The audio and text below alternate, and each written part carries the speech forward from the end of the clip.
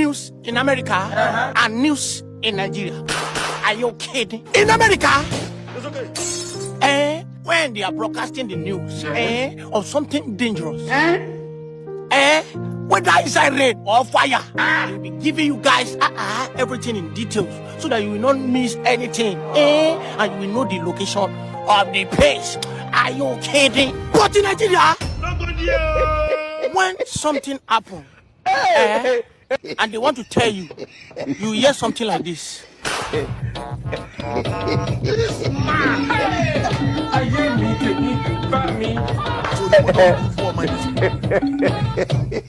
Here we are at the location of where they killed 200 people 3 years ago.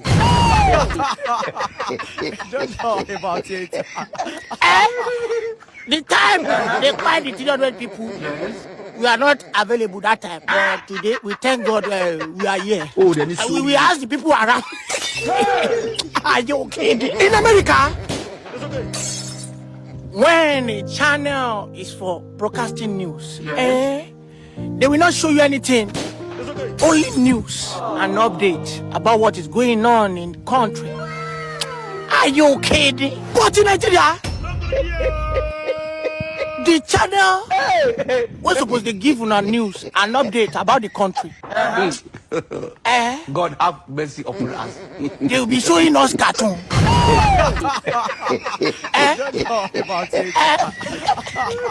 They are telling you the suffering never reach your side. You never see anything. Are you kidding? When I want to explain it, my head will be headache me. Yeah. American news. Nigeria.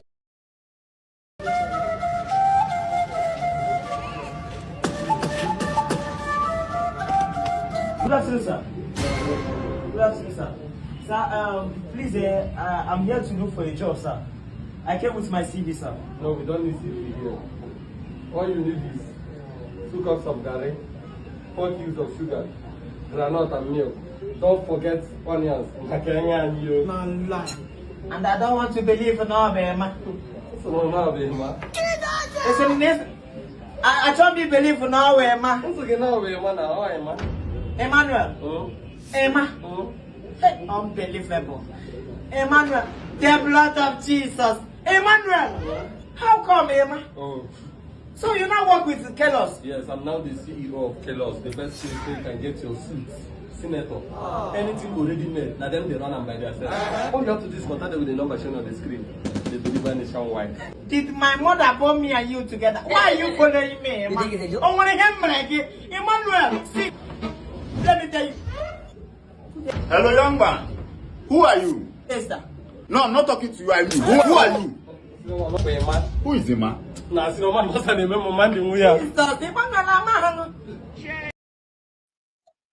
know that 95% of the Fulanis.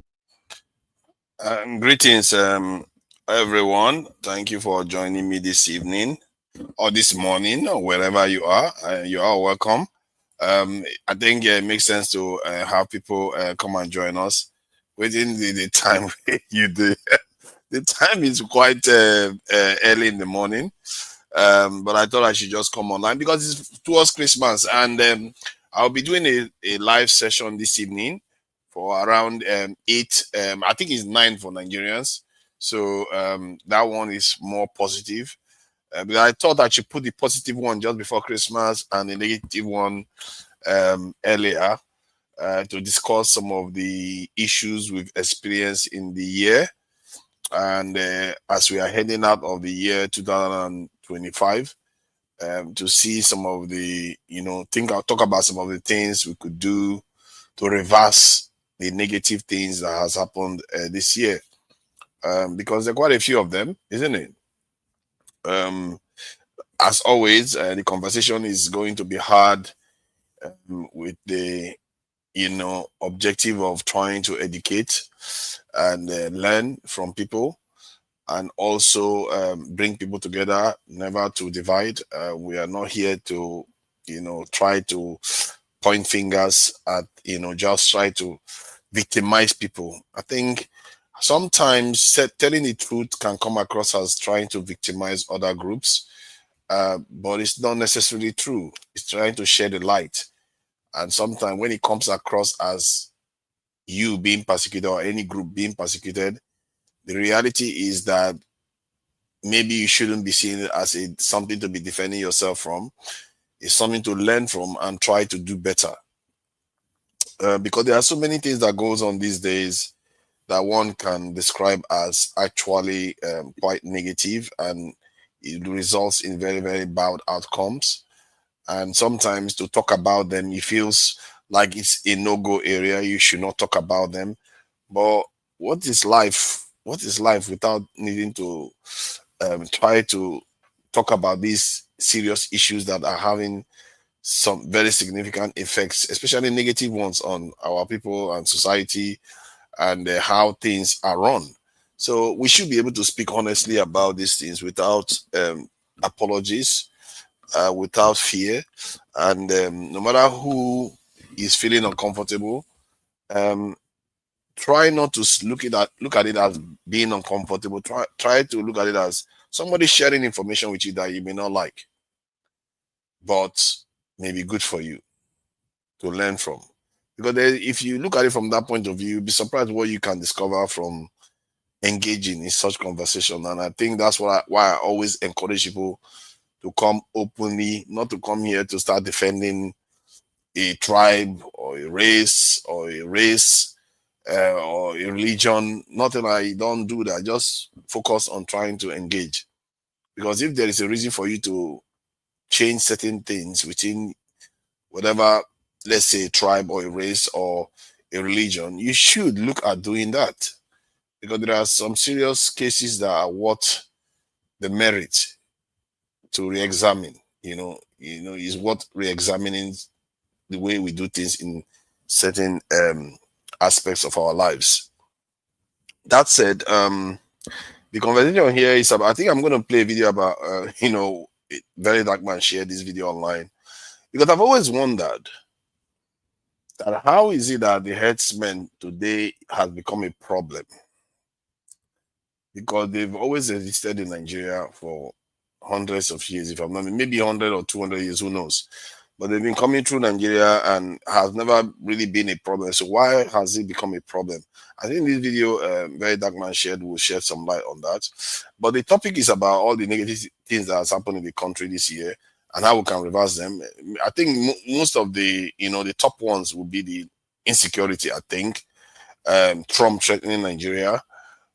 Which other one would you highlight? I don't know if anybody's in the chat. They can share information about which other negative stuff happened in the country. I know about the insecurity one. I know about the Trump one. You can also argue that the Fubara one wasn't a good thing. The measure that was taken in Rivers State, suspending the House of Assembly and the governor not being able to do his job. You can come up there's the Natasha Akpoti's case too. That's a call that is not good. And defections, party defection may not be a good thing too. Maybe it's something that we can look at. I think there is a debate in the House of Assembly, if I'm not mistaken, in terms of trying to do something about defections in Nigeria. Because these politicians, they don't seem to have any principles. They just move from one party to another with the excuse that there's a problem with the other party, so they can just jump ship and carry the ticket from another party and jump into another party. I think that is not appropriate behavior, and it should be banned, really. No condition should allow that to happen. If you want to leave your party to another party, leave your ticket there, then go to the other party and compete again and contest an election. So that would be good. Okay, I can see you there on the chat. Security by long-term strategy. Yeah, that is an important thing to consider in terms of trying to reverse the damages that has occurred this year. That's something we can look at. How to get a national. That's a good one. National identity is a good one too. National identity is a solid one. I think that's you really, man. As Valiant, you seem to be coming up with quite a lot. I think National Assembly, national identity is a good one because I think that is one of the biggest problems we have in Nigeria. We don't have nationalists. I don't know anyone, has Valiant, do you know any nationalists in Nigeria that you can call a true nationalist today? That you would say this guy, you can't associate him too closely with any tribe or religion. He's just a nationalist. So it will be good to see whether we can, we have them in Nigeria anymore. And even if we had nationalists, they are all very silent. They don't get involved. They don't talk too much. They are very quiet. And I'm not sure that is a good thing for a country like ours. We need a country where you have nationalists. Without nationalists, your country, it's almost like, in any religion, you don't have any faith. Nations need nationalists. Because nationalists, they don't only believe in the constitution, they also believe in making the nation strong. They believe in making the nation functional. They believe in making the nation prosper. That is what nationalists believe in. And it's a shame that we have not produced a lot of them. And we as Nigerians, we have to be asking ourselves, what are we doing wrong that we're not creating more of them? Is this something we teach our children every day? Is it something we encourage our politicians and our officials to behave like? That's why they are not behaving like nationalists. Make no mistake, if your leaders and your society doesn't create nationalists, there's something about the people that is causing it. The people are complicit in it. Because nationalists are like everything else, like a football team. If you don't encourage your people to play good football and train them very well, you're not going to produce good footballers that will go on to win tournaments for you. It's not going to happen. So you can't blame them. Look at the kind of effort like a nation like Brazil puts in football. Are you surprised that they go on to do very well in the competitions? They make a lot of sacrifices for football. The same thing you can say for other nations that have done well in any endeavor, really. They put a lot of effort in it. And we as Nigerians, the results we are seeing, I don't know why many of us are often surprised by Nigeria. I don't understand it. What you are seeing in Nigeria is exactly what you should expect. In some areas, I actually think Nigeria is doing way better than we should. We have the right to expect, but most of us feel entitled. We feel like we should expect those things without taking into account what other nations have to do to get those things. How can you expect some other person? It's like saying this person is able to lift 10 kg. Because of that, they have won this medal. You can only lift 5 kg, but you want to win the same medal. That's not fair. You can't expect to lift 5 kg and expect to be categorized in the same group as somebody that can lift 10 kg. It's not fair. And that is the truth about Nigerians. But the problem is that our people don't do that calculation about comparing themselves with other people and what other people have to do to get their civilizations in place. Often is very painful. Often is very hard. Often it involves process of long-term pain where the people are just their living standard is not good. Like in the UK now, even if relatively they are doing better off than Nigeria, way better off than Nigeria, but for the last 15 years or so, the people themselves voted for a party that told them that they were going to make their life harder. That they came into office telling them, we are going to make your life harder, but it's going to be better at the end of the day. And it still didn't get better when they threw the party out. Because after 15 years, they were still suffering and it still didn't get better. So it tells you that it's not only Nigeria that experiences these things, other countries experience it, but in different ways. But like some of the negatives that I can call out is there's another one, which is corruption. Like Bello is still, I think Bello is still free, if I'm not mistaken. Ngige has been arrested. Farouk has been dismissed, if I'm not mistaken, from his position. And Mayfield is still in jail. So that is the headline for corruption. Prosecution of bandits. I don't think we've seen any serious prosecution of any bandits in Nigeria or terrorists. It's a strange thing, isn't it? That we have a country that is being ravaged by terrorists, but hardly have we had any major trials for even one of them that I can remember. That is astounding. For how many years we've not had a big trial of a terrorist leader?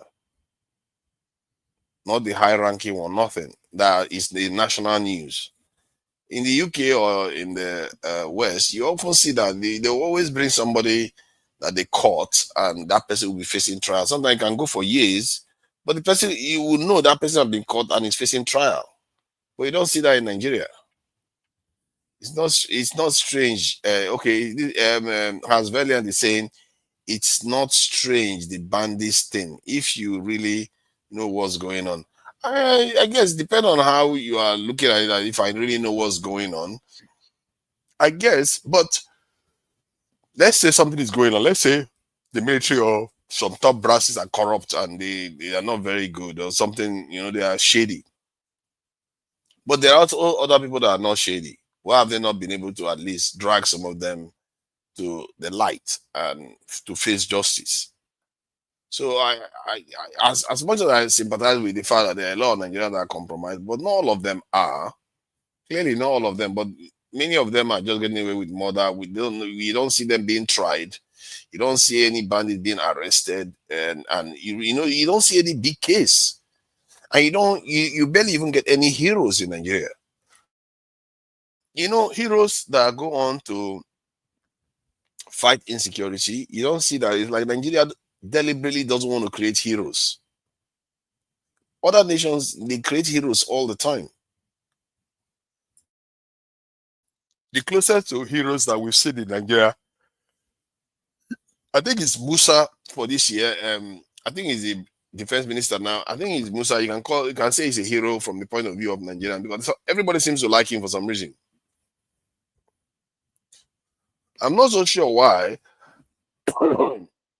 It may be linked to the fact that when the president sacked him, things got worse in terms of insecurity. Or it may be because some people perceive him as actually being sincere, that he really wanted to deal with the insecurity problem that we face in Nigeria. So it's something that is worth exploring further to understand why Nigerians seem to like this guy and this general. So it's something that is worth looking into. I don't necessarily know.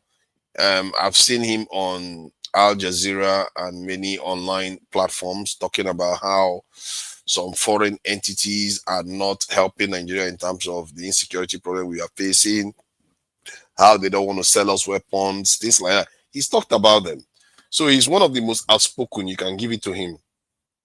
So that's why maybe people you just ask about a nationalist. Yeah, is because he's distinguished himself. I don't know, but how, okay, you come and let me know how he has distinguished himself, because I don't know how he has necessarily distinguished himself in terms of securing the country, because there's still clearly a lot of insecurity going around. I just learned that some young people were brought back from being kidnapped. I think yesterday they got released. And there is also a lot of people that feel unsafe on Nigerian roads.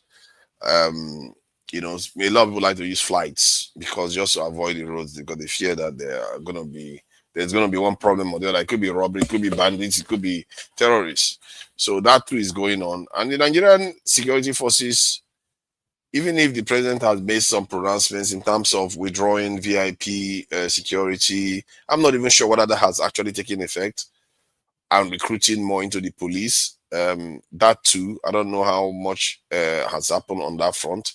So it's something that is worth observing and seeing maybe whether there will be progress.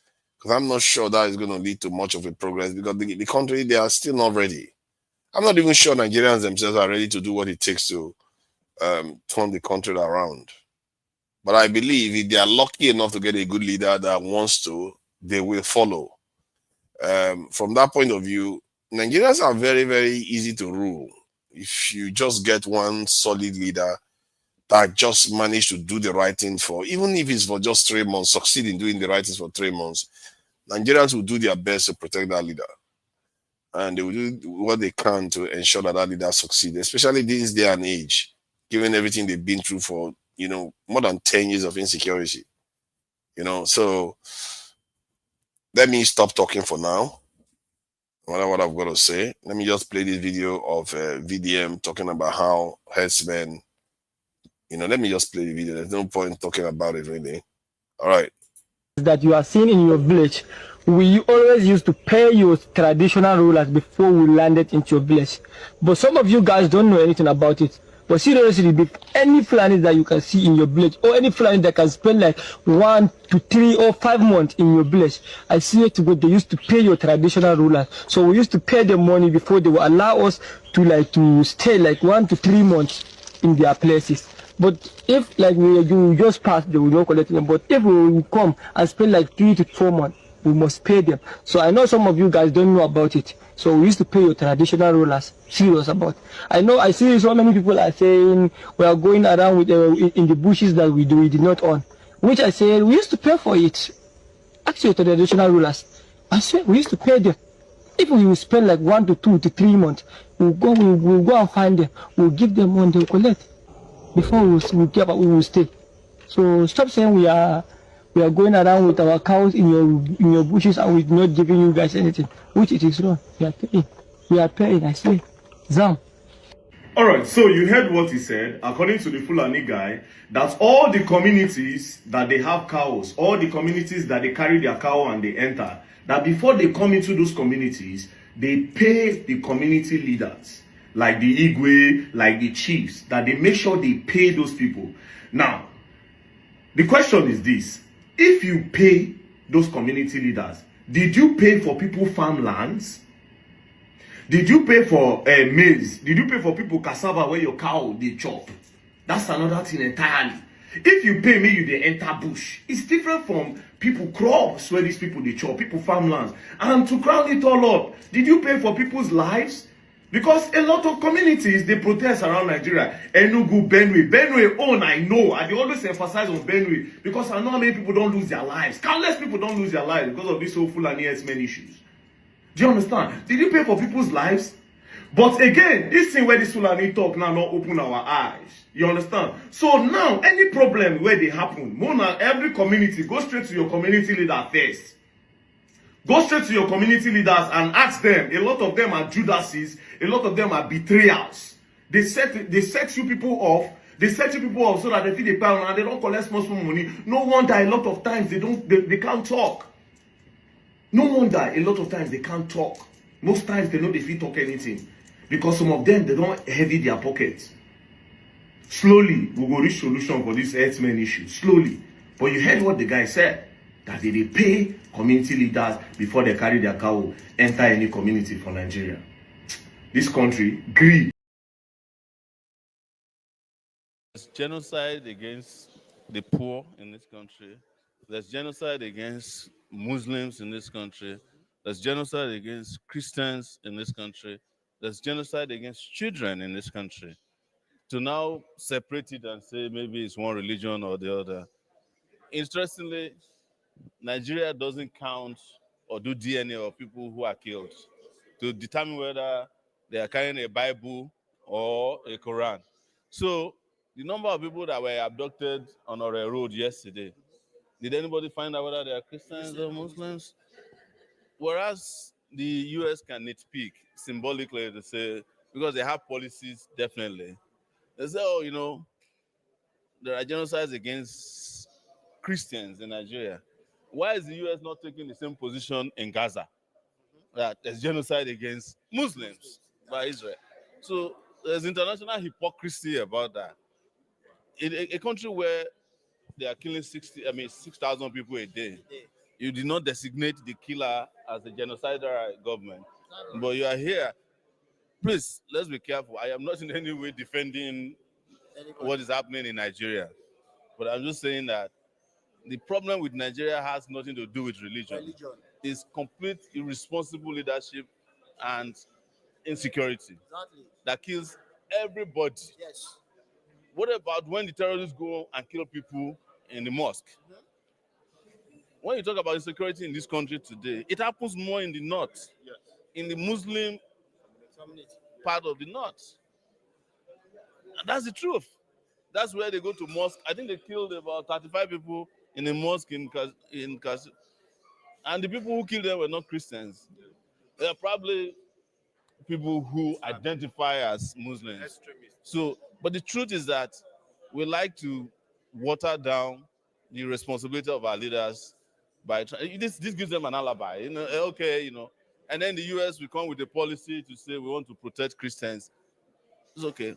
Let's bring a big boat and take all the Christians out and see if nobody will get killed again.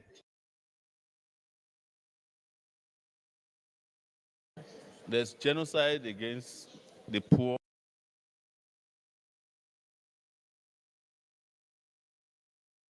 I think that is true. I really support what Shore had to say there. I think Shore, many times when he talks, I often find him a little bit either tone. It's like he doesn't capture the tone of the nation.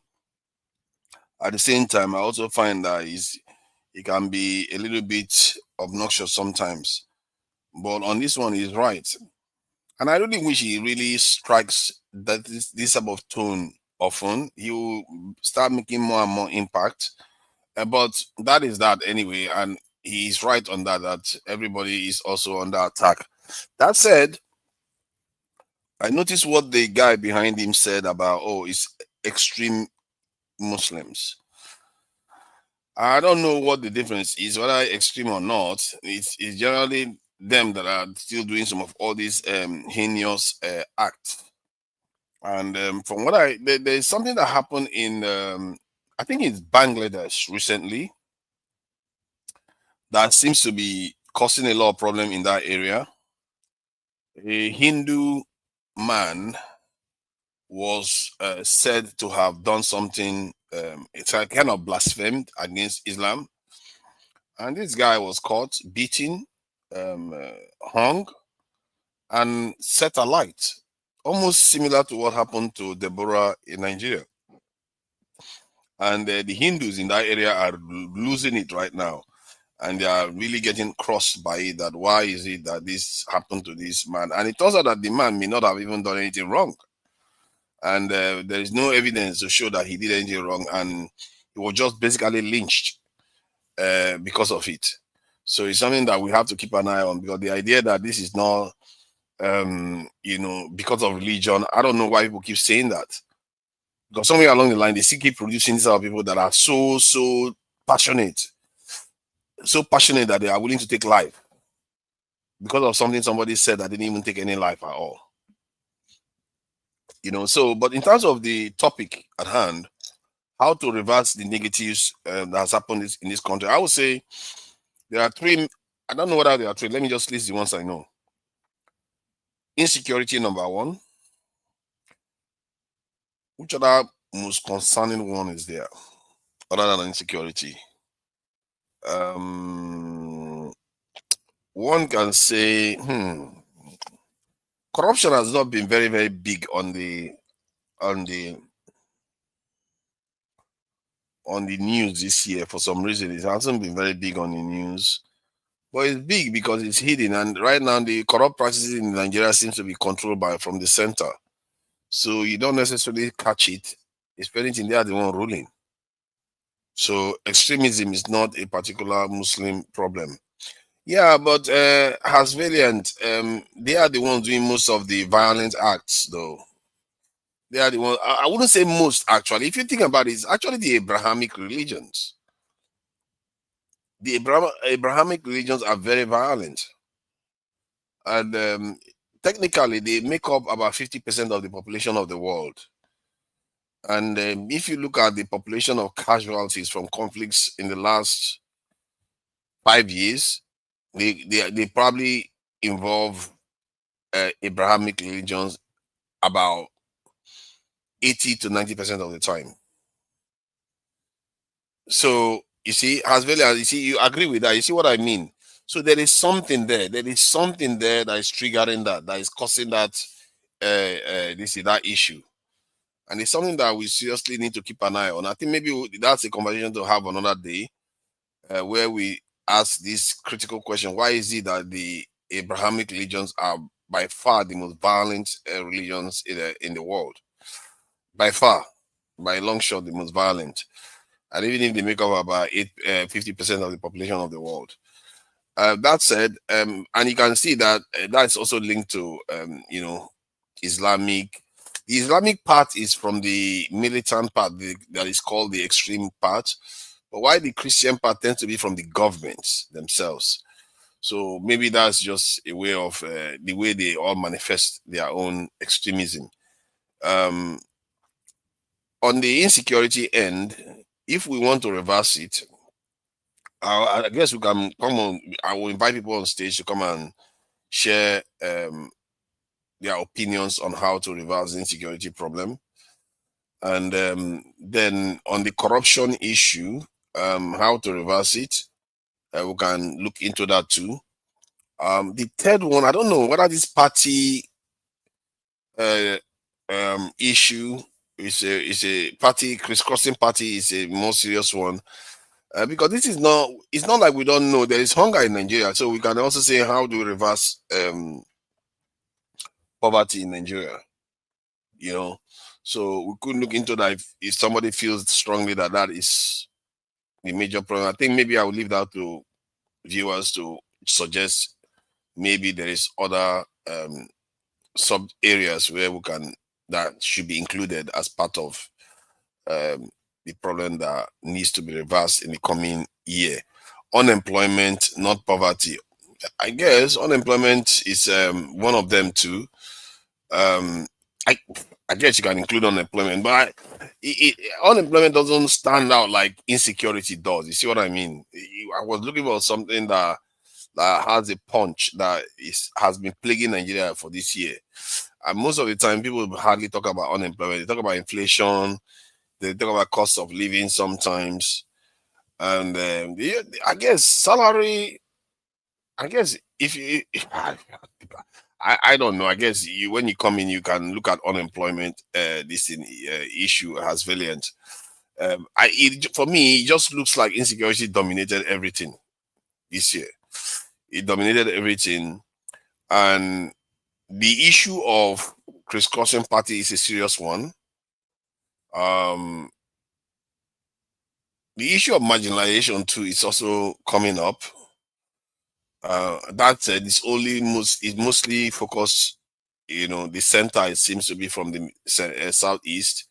So, but that issue is there. It's coming up again, the marginalization issue. So maybe it's something that can be looked into.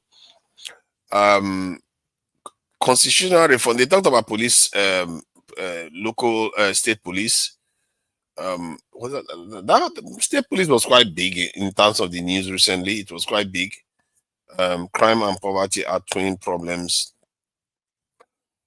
Crime and poverty are twin problems. Are you sure though? Is it acute poverty? Yes, could lead to crime. That's for sure. Because if people don't have food at all, they will go and steal.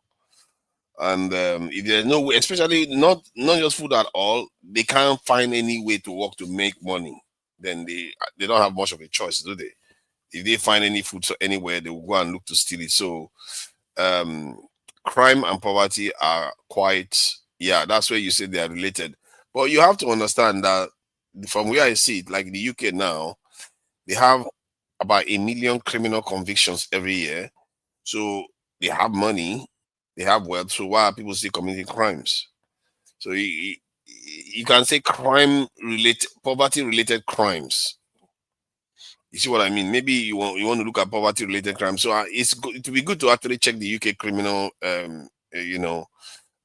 conviction categories, what kind of crime they committed, to ascertain if that 1 million plus included poverty crimes.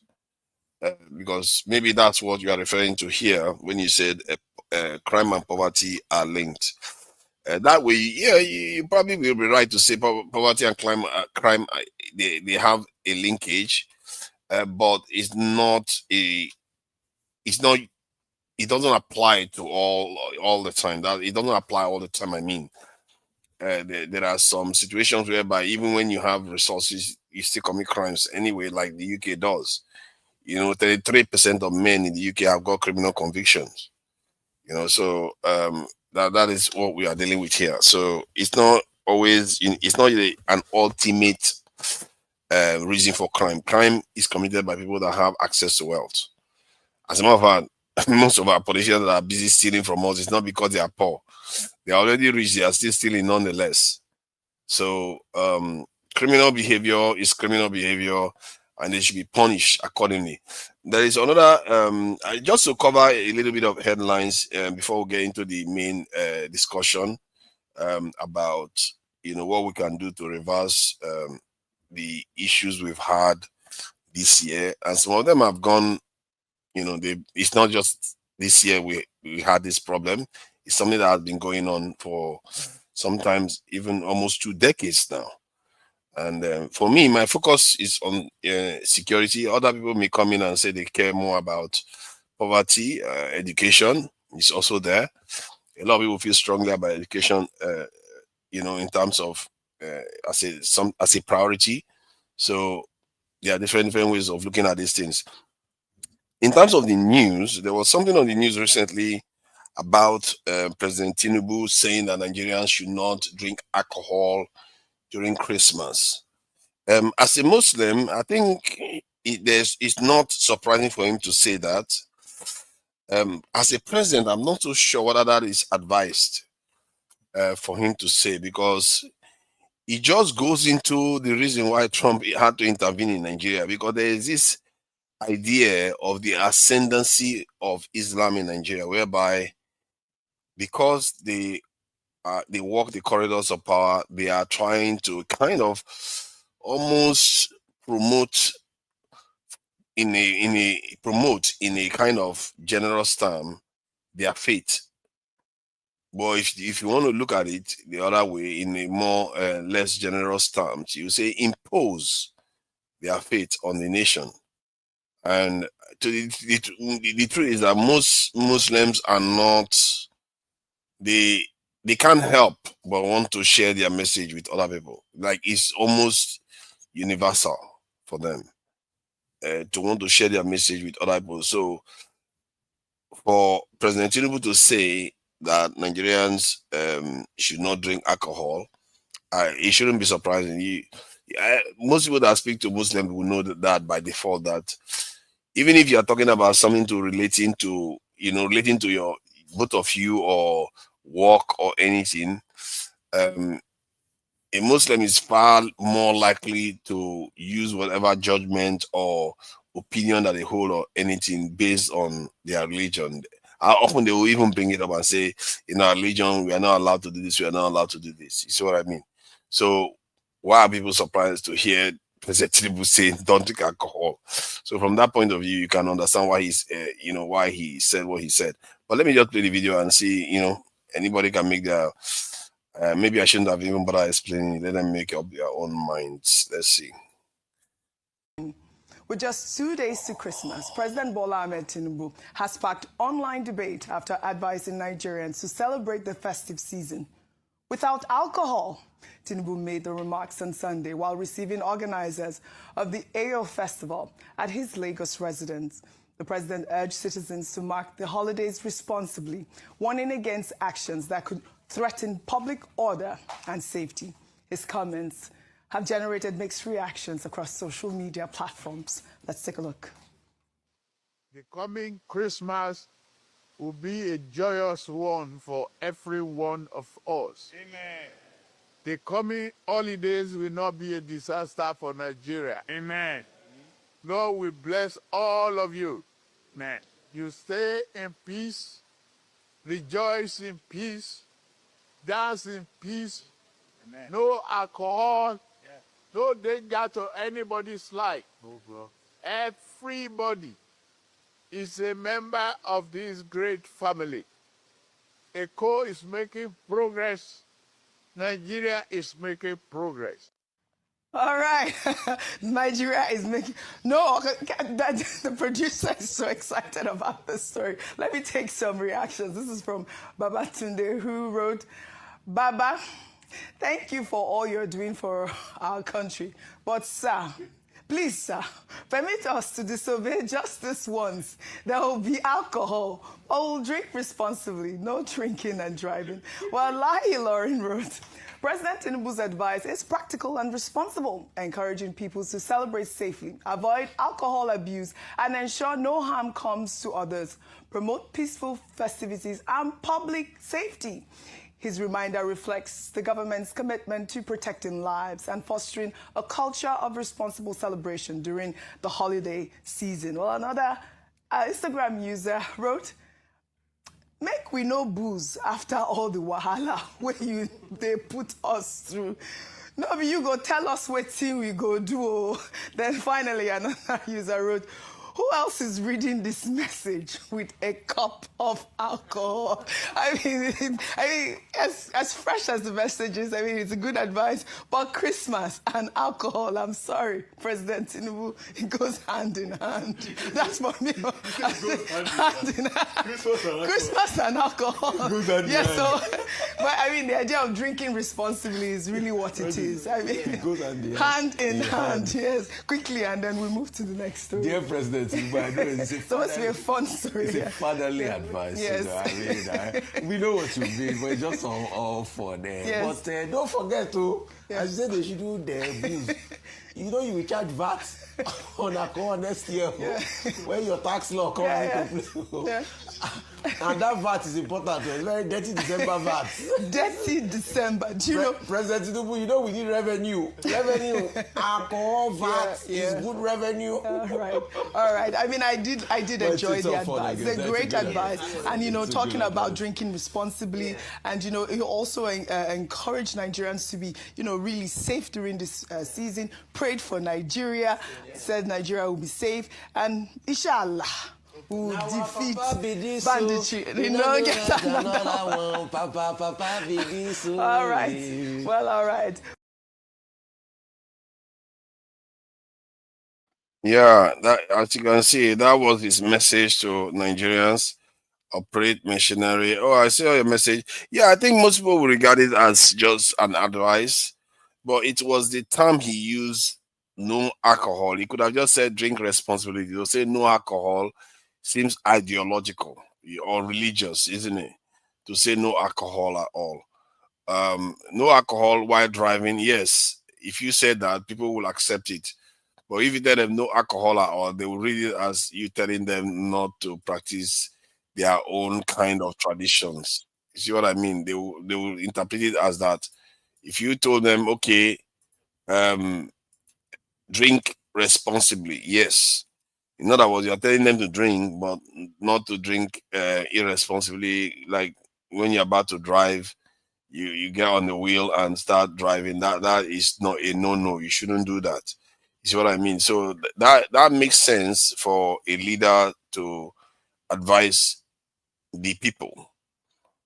But you cannot tell them not to take alcohol, because the danger of that is you are going to trigger in people's minds that you are trying to make them more like Muslims instead of like every other Christian nation that take alcohol during Christmas. So that is that anyway. Like I said, I'm going to be going through my own opinion, individual opinion, but you can say well-researched opinion base. I'm sure I'm actually quite, how do I put it? I'm not sure a lot of people have bothered to do this research deeply as I have.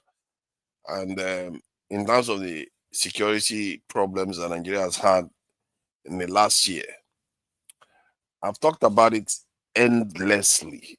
Like, I've been talking about this for a long time now. And not just for a long time, almost repeatedly, like a broken clock. And people are irritated by me because it's like I don't talk about anything else. And even if they understand the reason why I don't talk about anything else, I can understand why they feel irritated by it, because it's almost as if I'm one-dimensional. There is nothing else going on in Nigeria. That is true. There's a lot going on in Nigeria you should look at. But if you have a vision where you believe that at the core of all the problems you have, that one is the main one that is causing all of them, should you still worry more about the ones that is not causing everything and deal with them individually, while instead of dealing with the source of the problem? And for me, in my mind, insecurity is not just insecurity from the point of view most people think about it, like, oh, kidnapping people and all that stuff. No, it goes way deeper than that. It's a lot more. It's not just deeper, broader too. It also affects the way your politicians behave. It also affects how other nations are able to manipulate or control you. It affects almost everything you do. It affects your access to other nations too. Because nobody will share anything with you. If somebody wanted to share any important thing with Nigeria, they will not want to share with Nigeria because they know Nigeria cannot protect it. Would you give your valuable to somebody that you know cannot protect that valuable? That anybody, any bully can come and take that valuable from that person. So that person now, because they don't have the ability to protect anything, you're not going to give them any valuable. So this is what I mean by national security is way deeper than just fighting bandits. It affects everything. There are knock-on effects continuously on so many aspects of our lives. And this is why I really think if we want to reverse our problems, we need to take it extremely seriously. Extremely, dead seriously. Like, without it, nothing else will work. Because this is why nobody wants to give us money. This is why nobody wants to share important technologies with us. As a matter of fact, it's the excuse that the West gave for removing our research nuclear power plant. Not power plant, nuclear reactor. We had a research nuclear reactor in Nigeria. The reason why they took it out of Nigeria, I'm not sure they returned a less dangerous one. They took it out because they felt Nigeria could not protect it and the North was a little bit insecure. That's why they removed it from Nigeria. Most people don't even know Nigeria had a nuclear reactor. We had one in Nigeria that was used for research purposes in the North, if I'm not mistaken, in Kaduna. Due to insecurity, they decided that they're going to remove it from Nigeria. So you see what I mean? It affects everything you do. Oh, let me see what Has Valiant is saying. Are you sure Tinubu is a Muslim, doesn't drink? Yeah, I think he says he's a Muslim now. What can you do? It was a Abacha thing. I don't know what you mean, but you do realize that there are no quick fix, right? I think there is quick fix for the bandage problem. It's only the only reason why there's no quick fix is because Nigerians don't believe there is a quick fix. You'll be surprised how fast things can be fixed if you mean business. You will be shocked how fast things move. It's a quick fix. If you put somebody like that has my mentality in office, in 1 year, you're going to see a massive drop. Like that, the drop you're going to see is going to be so massive. You are going to be like, what just happened here? You see, what people don't realize is when the people mean something, you'll be shocked at the results you get. Let me give you a clear example of something that happened recently in living memory, which is not very even long, barely 2 years. When Trump wanted to come into office, and he was going after the immigrants, saying the immigrants should not come to Nigeria, that America, through the American border, how many millions came in just a year before he came into office? But now that he's by the time he got into office, within a year, that number had declined more than 80%. Within a year, just by him talking alone, he hasn't even done anything yet. The number of immigrants coming to the border dropped drastically. So my point is that if you wanted to do what I recommended, like you wanted to recruit significant numbers into the military and the police and customs and secret service, if you wanted to do that, don't you think the bandits would know about it? When they know about it, they will think, this is like too much. Oh. We didn't practice for this one. We are not going to be able to take on millions of soldiers when we are just 30,000. There's no way we can cope with that. And they know that. Hence why you will reduce the activity significantly even before the soldiers emerge in the field. Just like the immigrants knew when they got to the border of America, Trump is waiting for them on the other side. They know that's not going to end well. So most just choose not to come to the Nigerian borders anymore. So that's what I mean, as valiant, when I said that you can make some significant change quite rapidly. Within a year, you can drop insecurity by 80%. Sometimes just by even saying things, you'll be surprised how quickly the insecurity goes away. So let me just play this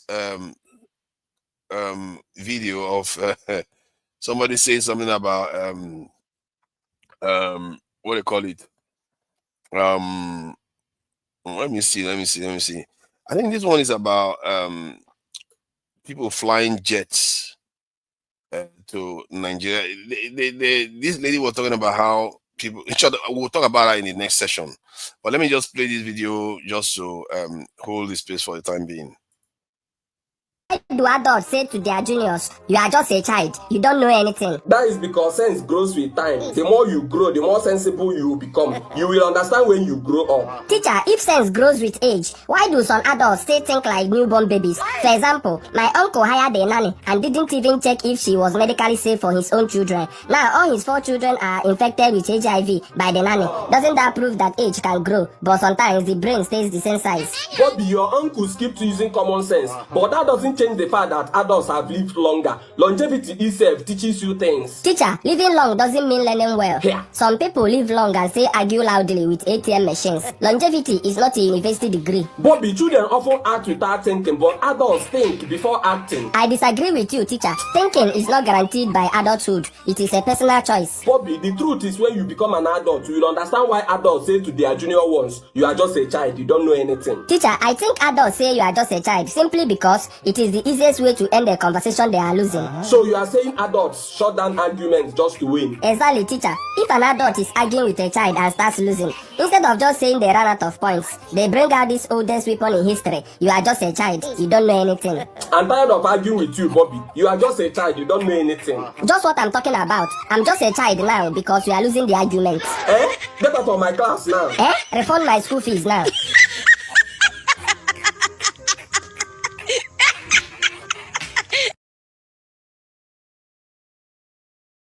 All right, so that one is just an interlude break. So let me read what Has Valiant is saying, which is interesting that I misunderstand Boko Haram versus Suno FG sponsored Fulani. I think I would like you to come in and explain that, because you literally use Suno FG sponsored. You are literally saying the government sponsors these people. Maybe individuals in the government, in my opinion, are the ones that sponsor them, not FG themselves. So it's something that I think we may want to explore. Let me see what else is there. Insecurity issue can be far more easily fixed. Yes, I think that's exactly what I'm saying. People, I don't know why they pretend as if the stuff is so like rocket science to fix. It's not hard. You have people on the ground in Nigeria, you can give them some good money and they give them weapons and they go and do their job. Yeah, it's going to cost some money, but it's going to save us even far more money. I don't personally, it's a win-win. You know, I will invest. So if I had the money, Tinubu now he wants to go and borrow at least 20 billion this year. At least he wants to borrow. How much is he going to spend for national security? You know, so I don't know, man. Some of all these people, they just keep borrowing money every year. He doesn't build a world-class hospital. Oh, I think healthcare for politicians is one of the big ones that we can look to stop. Because even Akpabi was said to have flown overseas recently for treatment. This needs to stop. I think we have to draw a line on that one. That one should be an easy line. You know what? We should have some agendas, some things we want to do to better this nation. I think it's something I will talk about in the positive session. Because this one is about the negative stuff that's happening in Nigeria. But on the positive side, we have to be talking about things that needs to be done, agendas we have to have for the nation and some of them are easy, that we have to talk about. I think that's going to be coming in the evening. That we can push for, that needs to be put in place, because if all these things are put in place next year December, you will see a lot of improvement in Nigeria, because most of the damage the government has done to the economy in the last 3 years, I think it's done now. They are not doing it anymore. They've stopped the damage that they've done, and they are not doing it anymore. So now we still have a chance to build up again. Hopefully they don't go and do something to damage it, bring it down again, like trying to go and invade the Sahel nation or do something stupid as inviting Trump to come to Nigeria. Do you know that the Nigerian military is working with the Americans now to carry out surveys, as they say, of terrorist hideouts in Nigeria? Terrorist hideouts in Nigeria. Surveys. You mean like the one they did in Syria? Like the one they did in Libya, Iraq, Afghanistan? How is that going to solve any problem? Because you know where terrorists are. The terrorists will just live there. You think they are sitting there waiting for people to come and bomb them? They will just disappear from that place. You will just be there, but you bomb an empty space. According to one Western analyst, he said you will just be pounding the ground with bombs. What use is that? And especially when you go and allow these foreigners to come and scan your country, survey your country, you are giving them access to you don't know what equipment they are using to survey the land. They are surveying your natural resources. They are surveying where they can. Man, our people, our sense of threat is dead. We don't have any sense of fear at all. And this thing, Lord Lugard even said this, that we simply don't have any apprehension of the future based on what he saw then. If you look at the way our leaders behave today, how is it different? That behavior has not stopped. We still walk around thinking that everybody means us goodwill and we are going to be fine no matter what hits us. No, we are not. You are not going to be fine. Was it not scientists that said that 99% of all living things that has ever existed has already gone extinct? 99% of everything that has lived in life has already gone. What makes you think you are special? We know the Neanderthals were here once and they are gone today. The Denisovans were here once, they are gone today. The Homo erectus, Homo naledi, name it. These are all hominids, and people that used to walk around like us, they're all gone. It's not because it's personal. Because when something else is stronger than you, it's just a natural thing to happen. It's nature doing its thing. And we as the people have to realize that the world doesn't owe us a living. If we keep misbehaving, there will be consequences to our action. And I'm very, very concerned. Every time I look into the relationships we have in this world and how the power structure operates, I really worry for our people. I really worry for them. It makes me concerned that we are not aware of how much danger we are in. I don't mean to scare people. It's not about scaring people. It's about just sharing the truth to you. Like I said in the earlier segment, that we need to start grappling with the truth of our situation. You don't have to panic. It's not a panicking thing. It's a rational thing. You should be happy that you're hearing this thing so that you can be a little bit more paranoid, a little bit more careful about the way you take your security. You should take it on board as an advice, a well-earned, not even well-earned, but a very valuable advice that actually saves lives, even more than what a doctor can save. Doctor can save you, but he cannot save your next generation. He cannot save your generation and generation. The advice that I'm giving you right now could be more vital for that than a doctor can ever give you. You may not like it, but it's just the truth. Sometimes little things like this that seems little can transform the world and transform fates of people. And if we don't nail down this insecurity problem, it's going to be our entire undoing. That single act of not nailing down that insecurity problem. And one of the main reasons why we don't focus on that is because there's a lot of kind of this cloud of distraction that we have. If it's not Muslim, like now, what Tinubu said triggered a lot of people because they were looking at it from the point of a Christian Muslim thing. And then it's also the tribal aspect, ethnic group kind of thing. It often that cloud is very distracting. It doesn't allow us to see clearly that what we have a shared interest in making sure we solve this insecurity problem, which again is relatively easy to solve, at least at a level where you don't get these silly bandits going around taking people at will, silly terrorists attacking places at will. All that will go away if we just do those little things. It doesn't cost us a lot of money, but it brings us a lot of money instead. It costs us nothing. This is what Dangote talks about. It's almost as if you spend poverty and gain wealth. Because what we do in Nigeria generally is export wealth and import poverty. Why don't we this time spend on wealth so that we expel poverty? Because insecurity is costing us billions upon billions upon billions of dollars every year. Billions of dollars. It's costing us far more than we will ever invest in it. So let's keep that on board. Let's keep that in mind as one of the top priorities. And not just keep that in mind as one of the top priorities. Specifically, you need to recruit men, women into that security force. If you don't recruit more into it, you're wasting your time. This idea of state police that people are talking about, it doesn't necessarily translate to more security personnel. That's my concern. People are thinking that it's going to translate to more security personnel. It's not necessarily going to do that.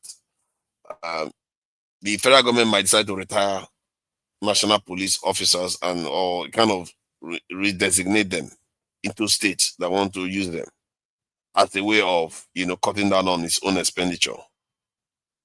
So in this country, I suspect they may even do that because this country they have a very, very nasty way of trying to keep us where we are, where we don't make a lot of progress. They have a nasty way of doing that. Mark my word today, this video might not age well, or it might age very well. If the federal government is not serious about national security, what you are going to see, one, either they are not going to create the state police, or when they do, they are going to ensure that our state police doesn't have the manpower that they need to be able to transform our security situation around. They are not going to have enough manpower in that state police, because either they will retire the national police officers so that by the time you get some from the local level, you still have the same number of police officers, or just slightly more. That doesn't make much of a difference, because like I said, in the end, it's mostly about numbers. If you don't have enough people in the space, in the Nigerian space, the land everywhere, Bakassi, Sambisa Forest, all those places, if you don't have security forces everywhere manning different outposts, this problem is going to carry on. That is the only thing that can ensure it goes away permanently. And not only for the bandits, not only for the terrorists, it's also going to help Nigeria have a lot more sure-footed nature in terms of its national security. Because now you can protect your borders. Your land, everywhere in your land, you are monitoring almost every corner in the land. But right now, anybody can come into Nigeria. Can you imagine who says anybody can stop the American Special Forces from coming to Nigeria any moment they choose? Nothing can stop them. We don't even have a good radar system to even detect them at all. They could just come and do whatever they like and leave. That makes us very vulnerable. That makes our politicians very vulnerable. That makes the ones that are going to be elected into office have little chance of changing anything. How can you change anything when you get there, you find out that, oh my God, we are naked here. I can't do anything. If I try to do anything, I'm gone. What you just do is like, why should I risk my life when they are offering me $10,000? Why should I risk my life when they are offering me $100,000? I will take the money and go. Most Nigerians will take that money and go. 99.9% of Nigerians will take that money. This is why we have to take national security very seriously as a people. Because until we truly, truly understand it and see this in as sacred, you are not going to have a nation. You're just going to have the people that keep complaining and complaining until they are put out of their misery. Because once you have that national security, it gives you this, it's almost as if you were once drunk or asleep, suddenly you wake up. Once you have that national security umbrella around the nation. The truth is we've never had it. And most people think we've had it before. We never had it. When first stack was happening, Nigeria was having the oil boom and all those things. It just seemed like we had it. We're pulling a lot of influence. We are talking about South African apartheid system. We are saying we are not beholden to the West. And all. Yeah, you can say all this thing, but how can you back it up? You can't back it up because you don't have any power. It's just a facade to make us seem like we are important because we are selling oil. You forget that the reason why that oil market was even functional was because of the same West and the same world order that you don't have any stake in. You didn't create. You don't have any stake in it. You were not part of the creation of that world order. How can a servant in a house, when the owner of the house decides to hand the keys over to the servant, what does the servant know about how the owner built the house? What does the servant know about what the owner did to have enough resources to build the house? The servant may be a very good servant, very good, knows very, very ethical person. But in reality, maybe the owner of the house was an astronaut, a nuclear scientist, a bioengineering expert. So you can see you need the knowledge, you need the experience to be the person that can actually create that property, to actually be able to do it. If you hand the property over to a servant, the servant can only maintain it.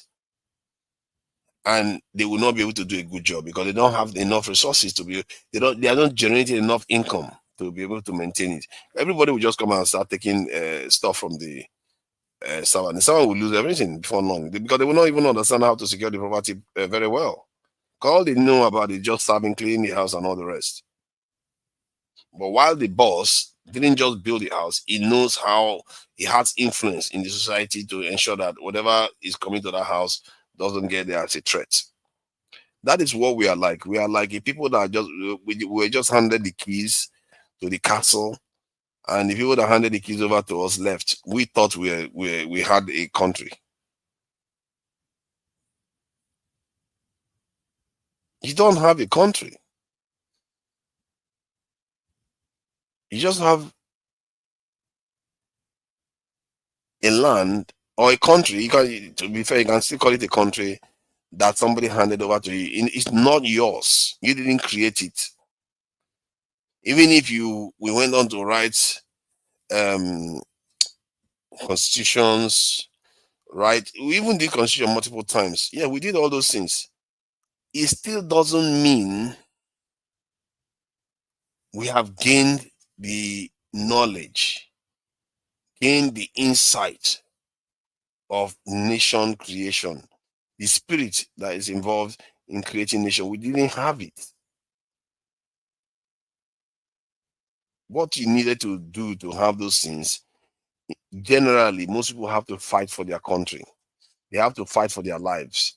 They have to fight to save their loved one. They have to fight to save their land. They have to fight other people that want to take everything they've got. Well, by the time you finish fighting them, what those leaders that come out from that system, that situation, behave like, that's what you see other nations doing. But because we didn't go through that process, why would we behave like that?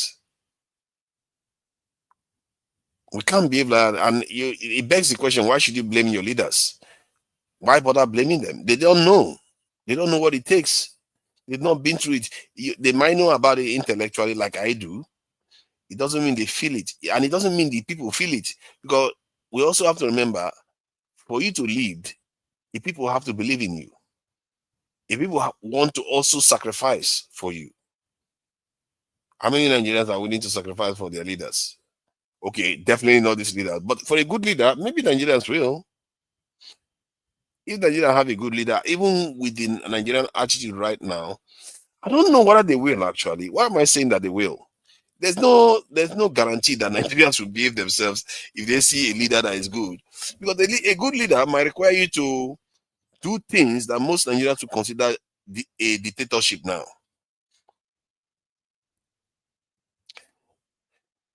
A good leader in Nigeria might require Nigerians to do things that they will consider dictatorship right now. And many Nigerians will not like it.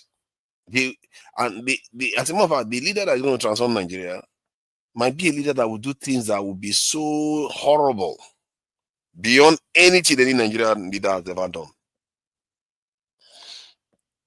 And do you think Nigerians will take it? No, they are not ready now. But if somebody, let's say Egypt, decides to attack Nigeria one day and beat Nigerians and almost finish us off, then we manage to recover from it. Those leaders that will come out from that situation, you think people will not listen to them then? You think people will not listen to them when they say, hey, these 50,000 people are in our way? People will listen to them. People will like, if you are these 50,000 people and you want to be in our way so that the 250 million of us, we are not going to have it. They will come after them. The people will be more passionate. They will feel so strongly about defending themselves because they know what it's like not to be able to do those things because they've seen what foreigners do to them. They've seen what it's like to watch your own family members, one family after the other gets destroyed because you didn't defend your people. All these things are quite important things. And when we are saying, when I say this, it sounds outlandish because it's not happened. It hasn't happened. Do Nigerians ever believe that we're ever going to get invaded? Most Nigerians, if you ask them today, it's quite an important question to ask whether they actually believe we are going to ever get invaded. They will think no. They will think no, because they don't have any reason to think so that we're going to get invaded. But the truth is that almost every self-respecting nation prepares for it, even when they don't have any reason to believe they will get invaded, but they prepare for it anyway. But Nigerians don't. That's why I think we just don't have what it takes. We just don't have it. We've not lived it. How can we do it when we don't have it? It's not within us to do it. And it's not only us, to be fair. It's not only Nigerians. It's many African countries. So if we are to define what we must do, this is not a may.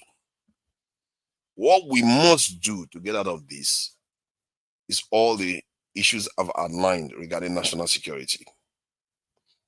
And I'm sure President Tinubu knows this. I'm sure Shetima knows this. I'm sure Peter Obi knows this. I'm sure Kwakwaso knows this. And I'm sure Atiku knows this. All this, when you sit here arguing with me, it makes no difference because all these other leaders, they already know the problem. They know. The only reason why they are not doing it, many of them are scared to do the right thing for the nation. He says, what makes Europe and US better is their socialist programs, especially by Europe. Especially Europe. Yes, but if they are subject to the kind of problem, if you take UK's nuclear weapons, ballistic missiles away from them, watch how fast they become poor. Watch how fast, because half of the money that people put in their hands will not be there anymore. Because nobody will respect you and put so much money in your hands Do you know how much goes through the London, the capital of London, London City, every day? If I'm not mistaken, it's in the trillions. So this will control a whole heap of money every day, maybe billions. I'm not sure it's up to trillions, but a lot of money in the hundreds of billions goes through the heart of London every day. The only reason why people trust that nation to do that, because they know the nation is relatively strong. Who will put $1 trillion in the hands of Nigerians today? Because you don't have any way of protecting it. Why would anybody put that money in your hands? So this is part of the problem. It's not only bandit problem, it's not only Boko Haram problem. And I fear that many Nigerians are limited by their thinking about national security. They think it's only about Boko Haram and bandits and kidnappers, killer headsmen. Those are the only things they are thinking about in terms of national security. They don't, as a matter of fact, the one that may even be costing us more is the other areas, the other aspects of national security where people see your nation as a backwater, a nation that cannot protect itself, a nation that they cannot share important technology with. If Nigeria cannot, or any African country cannot master any advanced technology, we are done. If we cannot master any advanced technology, we are done. As a matter of fact, the only one we have right now is Dangote Refinery, a kind of, functioning. Remember, we have not mastered the technology of refinery building. We just build the refinery. Remember, the same thing can be said for the Nigerian refineries too. We don't know how to build them, but we know how to use them and buy them. What if similar stuff happens to Dangote? What makes you think the same thing can happen to Dangote? If they want to compromise, they can compromise and make sure that no expert comes and builds it again. Then we are back to square one. You see what I mean? National security affects everything. Everything you build, you have to protect it. You have to protect Dangote Refinery. You have to protect Boa that is coming on stream now. You have to protect everything, and then you are going to find that people are going to start entrusting you with more advanced technology. They're going to start entrusting you with their own trust, because China will never come and say, "Oh, America, Nigeria, I will support you against the West," because they know Nigeria doesn't have the capacity to handle their support. We don't have the capacity to handle it. Somebody told me this a while ago, and I thought it was a joke. When the person said to me, "Now, why do I think that the Chinese will work with us or the Russians will work with us? Why would they give us anything? Because if they hand over the technology to us, we are just going to hand it over to the Americans." And when I thought about it now, I think it was quite correct. Because why would anybody give you anything when they know you cannot keep it? You cannot keep it safe.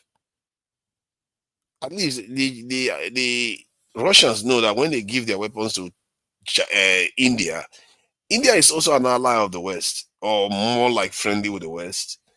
They know the Indians will not necessarily share that information with the West, because the Indians are kind of strong and independent of the West. But Nigeria is not like that.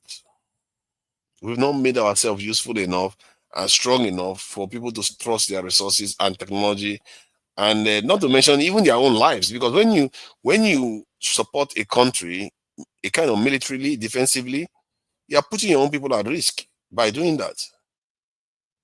Because Russians, do you know how many Russians lost their lives to Assad because they were siding with Assad? A lot of Russians perished because of that. So when you support another country, you are betting the lives of your own citizens too, to an extent. So it's something that we have to keep in mind. In terms of one thing I think we can improve upon, I think this is quite important actually. I don't know why I left it out all this while. Is national cohesion. I think Hearts Valiant, I have to give you credit for that, because he did say that we can nationalism or nationalist thinking. He did highlight that. But this issue of national cohesion is something we can do better. It's really, really bad right now. Everything is so polarized. Religious polarization, you have ethnic polarization, I don't know, maybe even gender polarization is going on right now. So that's something we need to do better in the coming for 2026. Because if we can push for a nation where people that display tribal bigotry are kind of ostracized, cancelled, whatever you want to call it, and the ones that promote national unity are elevated. If you can encourage a nation where ministers that are elected in office, or the conduct, there has to be a kind of code of conduct of public officials, and maybe even well-known Nigerians, where you have to toe a certain line of national unity, no matter how personally aggrieved you are about any topic. Because what you find in Nigeria is that I've said it multiple times. Our people appear to be a people that are doused with petrol right now, and it's just waiting to be lit for them to start taking each other out. And that is not a good state of affairs. It's because the politicians have proven themselves to be highly, highly responsible with their duties. So for the next year, we want to push for holding people that divide Nigerians along religious or ethnic lines, and we want to hold people that encourage attacks on other groups. Those are what people have to be punished severely, and it has to be done publicly so that people can see what happens to people that do these things. If you do that, these recommendations I'm providing here, if it is done, 2026 December will look very different. I tell you this, I'm almost as certain of it as anything, like certain that that's what's going to happen. If you clamp down on these divisive issues, you deal with the insecurity issues by recruiting, equipping accordingly. If you do just those two alone, if we did them, and of course, the government doesn't go and do other things like crazy stuff that would destabilize the economy. They just kept supporting, because with more security, Dangote Refinery is going to flourish.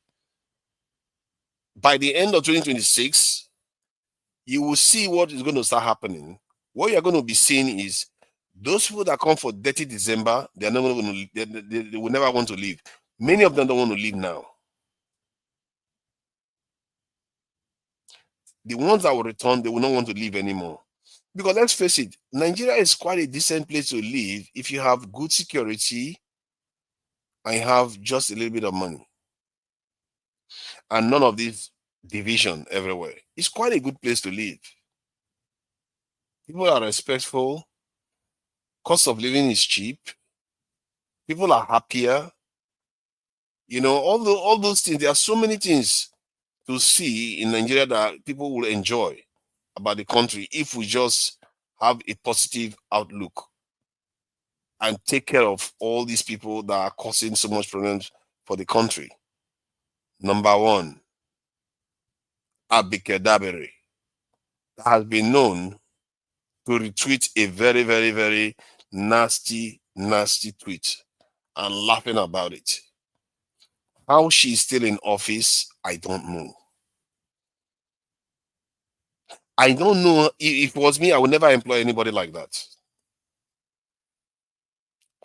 Because the job they are doing, they cannot do it very well when they are actually dividing a nation. Especially when you're not doing it, your job is for the nation, not just for a specific interest group. All these things have knock-on effects. All this stuff have knock-on effects. If let's say when Abike Dabere tweeted that stuff, Tinubu came around and said, how dare you do this? You are suspended from office or you're fired.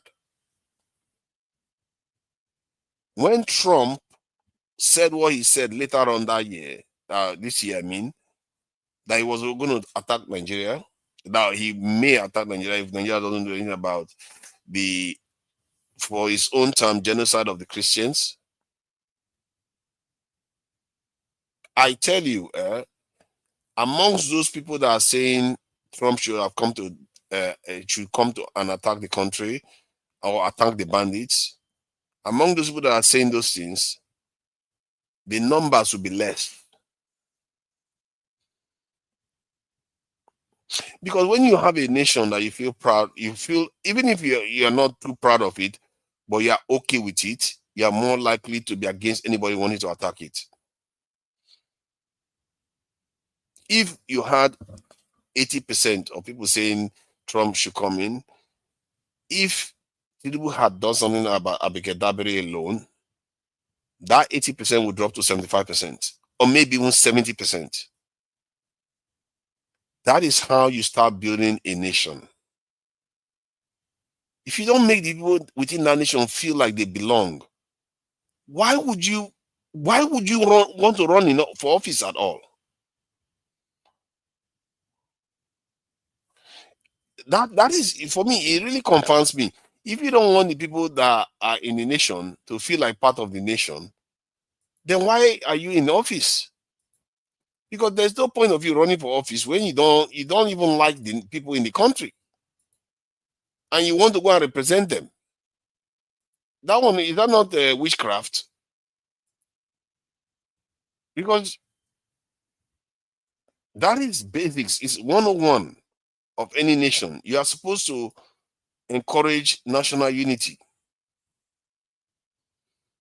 not just encourage it in words, in actions, and how you hold people accountable when they step out of line.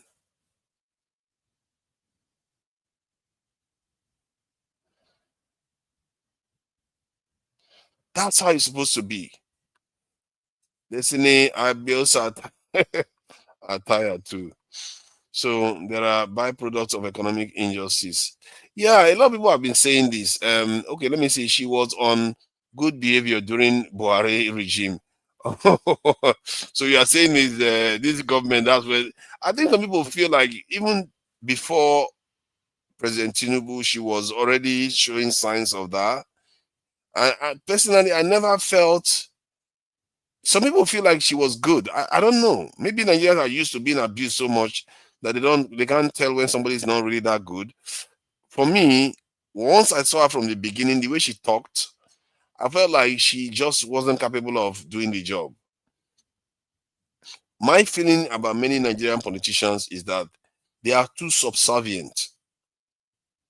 They are too willing to sell Nigerians cheap.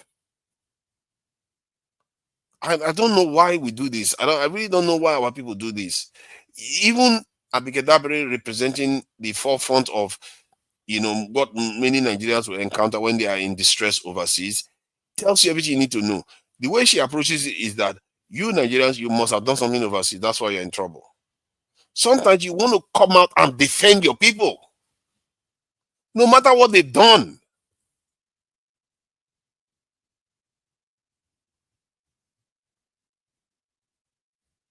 No matter.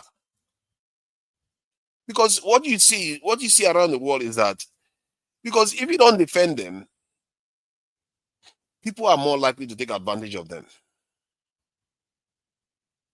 Not every time you hear about your country people doing wrong, the person your first instinct is that, oh, let's find a way to beg them and see how we can help them. Because you are so weak as a nation, then you start begging every time.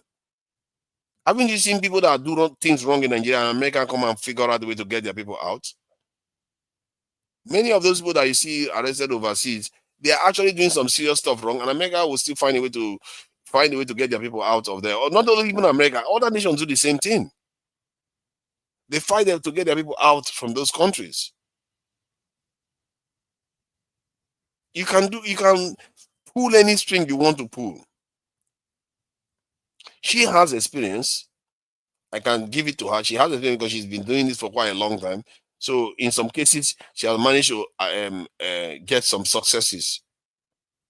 Especially in more recent times when people like Air Peace steps in to assist our operations. But make no mistake, for the first 5 to 8 years I saw that lady in action, to me, she felt more like a slave trader than somebody representing Nigerians. She felt more like somebody that is more proud of Nigerians going to serve people overseas than actually building Nigeria up. That's how it felt to me. Maybe it's not true, but from what I can see, she seems to be too proud of the ones doing well overseas. I don't understand how that can be a good thing for your nation. And this is what I mean by the old generation. They are awful. They don't understand. They truly don't understand what they are doing. How does our people helping to build foreign nations build our nation? How does that even happen? Yesterday, I was listening to this discussion, and this Nigerian guy, about 60 something years now, he says he wants to return to Nigeria, which is good, isn't it? He said, what is he doing overseas? He doesn't have anything to do overseas. There's nothing there anymore and everything. So he wants to return to Nigeria. Well, he wants to return to Nigeria after he's 60 years. Yes, he's gained expertise that will be beneficial to Nigerians. He probably will have more experience, money with him when it comes to Nigeria. But his vitality is not there anymore. But he will offer something to Nigerians. And to be fair, or not to be fair, more like in a disturbing direction, his philosophy and his ideology is very tribal too, just like Abike Dabiri. So you see, the people that want to come and build Nigeria, some of them that want to return from overseas, his ideology is like Abike Dabiri's. This one may even be worse because he was openly talking online about how the Southeasterners and all the rest of them are causing problems for his own people in the Southwest. So this is our behavior that our people portray. This is a relatively somebody that wants to come to Nigeria and settle, and yet because he's older, his mindset is very, very warped. This is why I don't think I will support any candidate anymore that is over 60 years for sure. I don't think I will bother. Even if it's P2B, I can't be bothered. Because all these old people, they don't have it in them. You know, I guess P2B was born after colonization, but still, they don't have it in them. The far back you go, the more you see people that are willing to serve. They're just willing to serve foreigners and do, if they give them crumbs, they will take it. It's okay. To them, we are still alive today. It's fine. Sooner or later, we are going to be flying. I don't know how that is going to work. Your enemy is not going to drop dead without you doing something about it. Yeah, your enemy is not going to go away or start giving you success because they just feel like it. It's not going to happen. They will keep taking and taking and taking until there's nothing left to take. And then you'll be done. That's how this things work. It doesn't work any other way. I wish it works any other way, but it doesn't. It's just how life works. We have to make our peace with the fact that if we don't take things seriously, life will not take us seriously too. Why should it take us seriously? We have not taken it seriously. The precious gift that has been given to us, if we don't take it seriously, we're going to lose it. Ultimately, that's what's going to happen. May not happen today, may not happen 10 years, it may not even happen 50 years from now. But sooner or later, there will be judgment. We have been paying a lot of price for a very long time. We'll be paying a lot of price, suffering and smiling, as Fela says, suffering without progress. That is so boring. So old news, old. Are we not tired of it? It's just there's nothing. No, there's no. You see one street light today, tomorrow you see another one dead. What is the point? We can't even maintain even our roads. We can hardly keep it clean. No, tell me, Nigerians, why can't we even sweep our roads? Simple, making your roads, your streets clean like normal nations are. We can't even figure that one out. If I was any top Nigerian in Nigeria, I hold any public office, I would be embarrassed. And the president should be embarrassed. He should be doubly embarrassed by his nation. But you see what they calculate. Their calculation is that no nation is perfect. Some nations have problems. It takes a while for it to happen. In the meantime, let me catch cruise. In the meantime, I can relax and just do a little bit here and do a little bit there. Things are gonna get better. That's their thinking. But it never does. The rest of the world is sailing away from us. So if we are going to be serious as a people, national security has to be taken paramount. National cohesion needs to be paramount. Which other one did we highlight? I think it was Hesvelian that highlighted it. Which other one should be paramount? Let's see. Law enforcement. Okay, this one is going to be tougher for Nigerians to do. Nigerian politicians are awful. Corrupt practices. Any public official that is found stealing or embezzling money from public office should face capital punishment, and that capital punishment should be carried out. Can you imagine if they carry out capital punishment on criminals or a politician that commits fraud or criminal act in Nigeria in the 2026? If they do it before March, before the ending of 2026, Nigeria will be transformed. You will see a change. Next year, this time, you see a change in Nigeria. Like the Nigerian government said, like Farouk now, I don't know about his case. I'm just using it as an example. I'm not saying he should go and face capital punishment before he starts saying, I'm advocating for Farouk to go and be hung. My point is, let's say he's found guilty, like incontrovertibly guilty of embezzling public funds, and he's tried and hung by March or May. That will send a strong signal.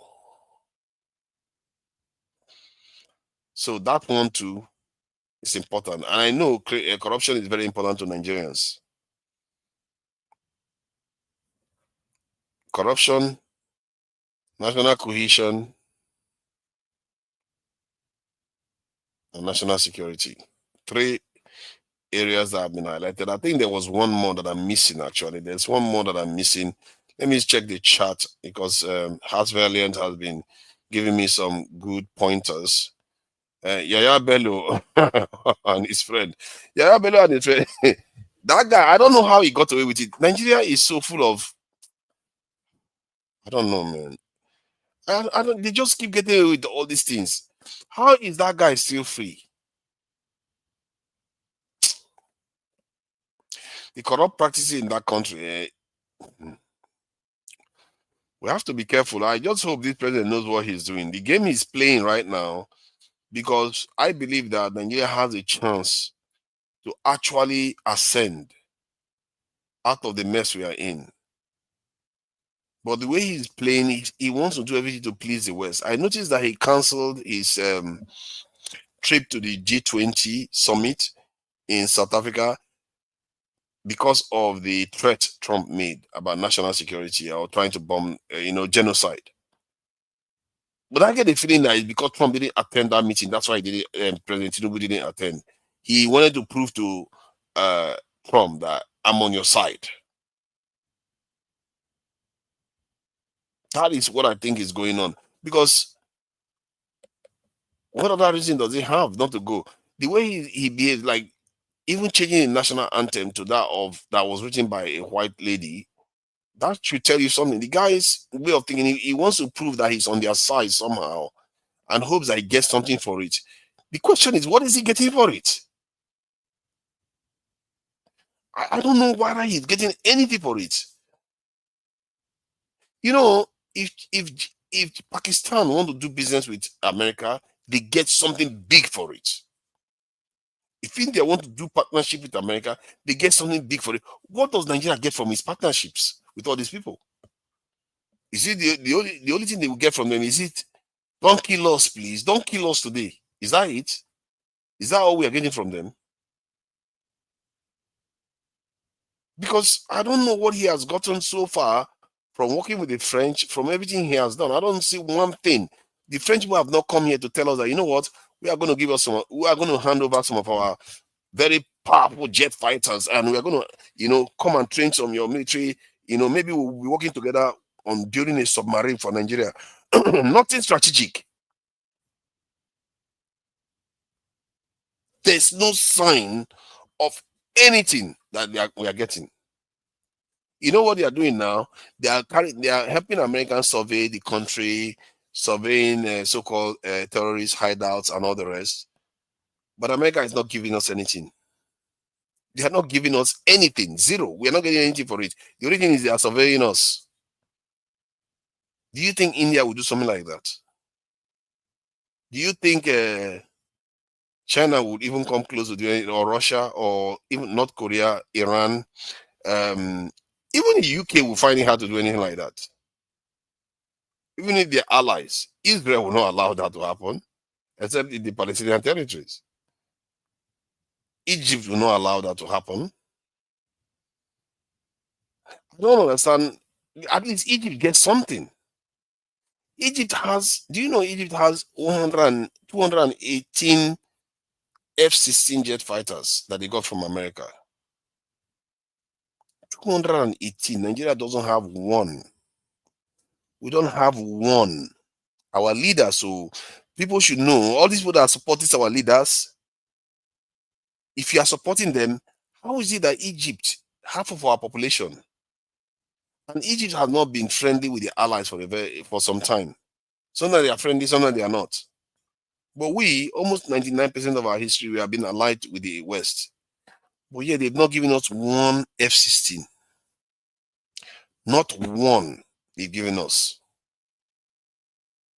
But Egypt has 218. Not to mention other things they've given Egypt. They give Egypt way more money than they give to us. They give Egypt a lot of this in security assistance.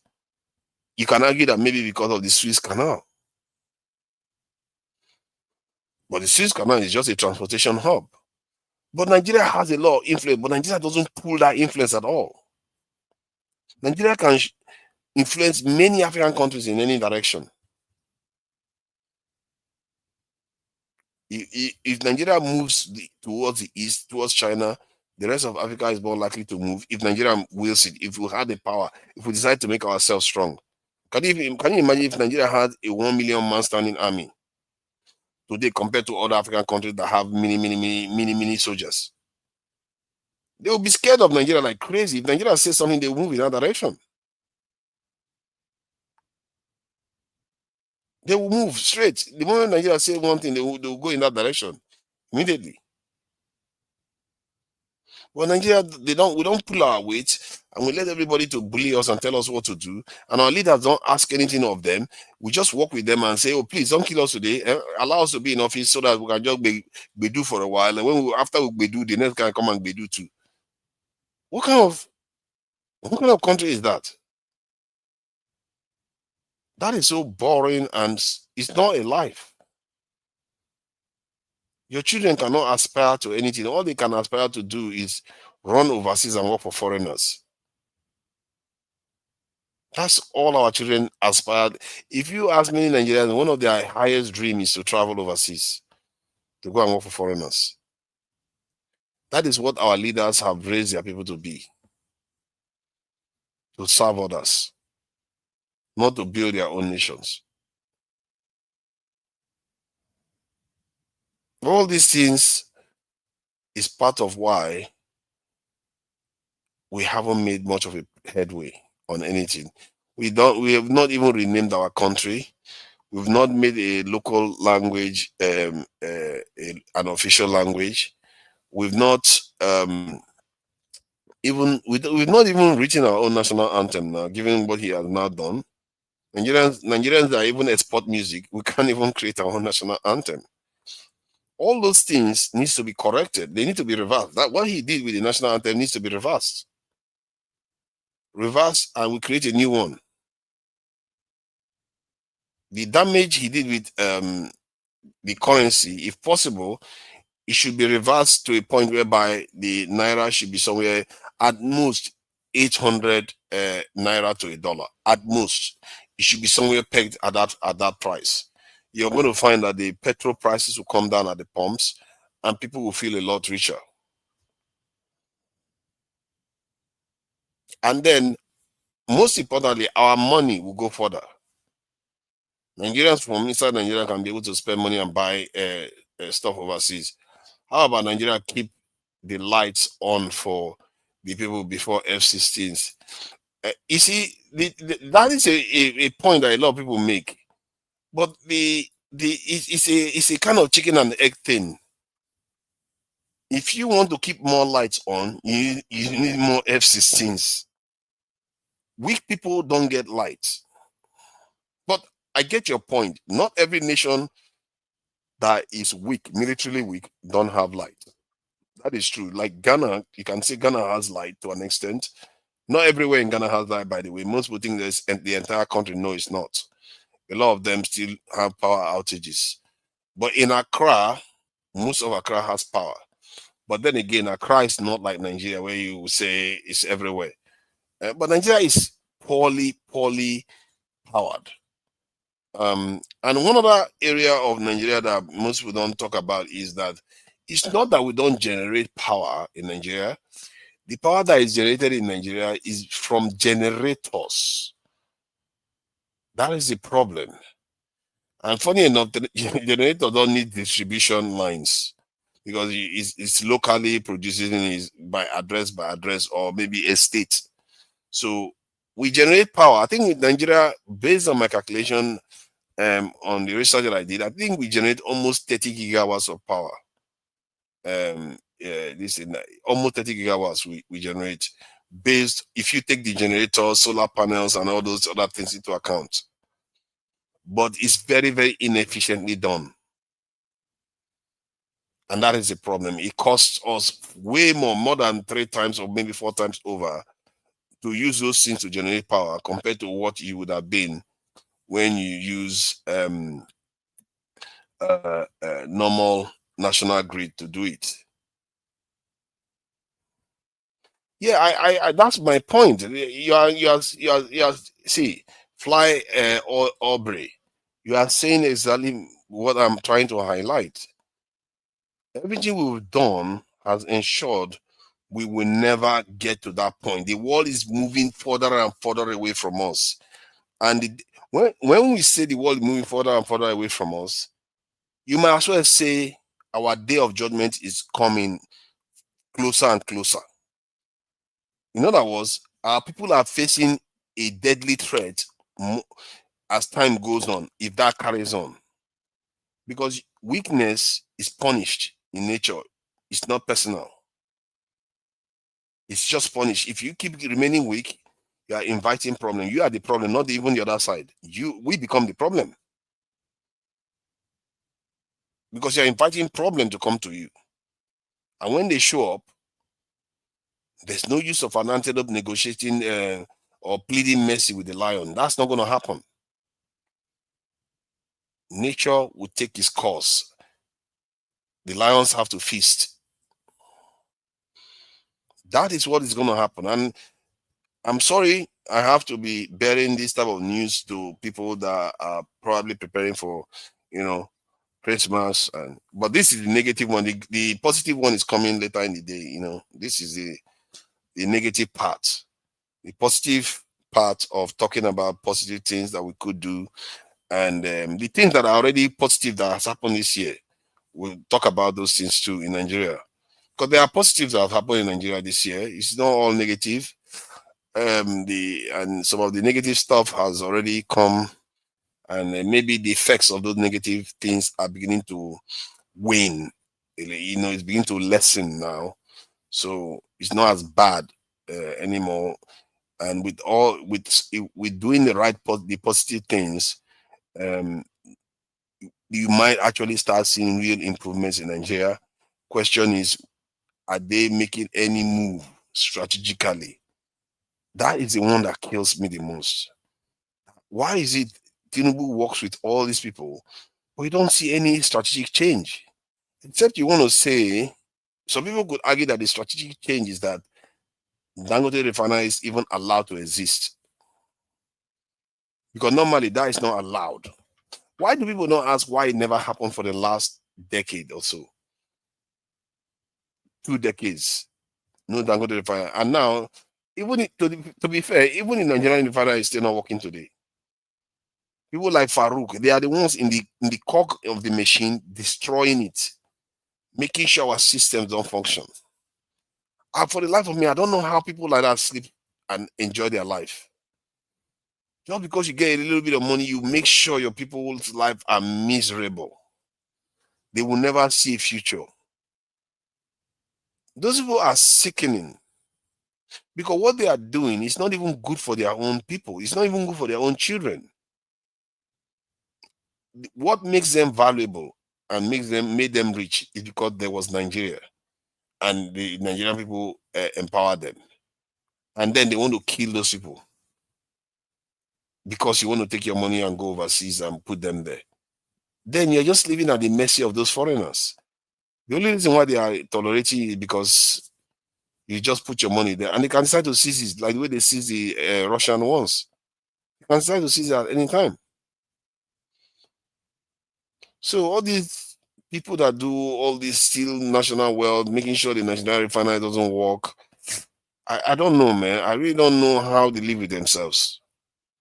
Don't they have common sense? And many of these people claim to be quite religious too. Don't they know that when they are doing all these things, that they are actually making sure the nation generally become dysfunctional? Some of these people can see beyond their nose, can they? Is it just all about hunger for them and let me just get food now and forget about the future consequence of the action and leave the consequence for other people to come and deal with?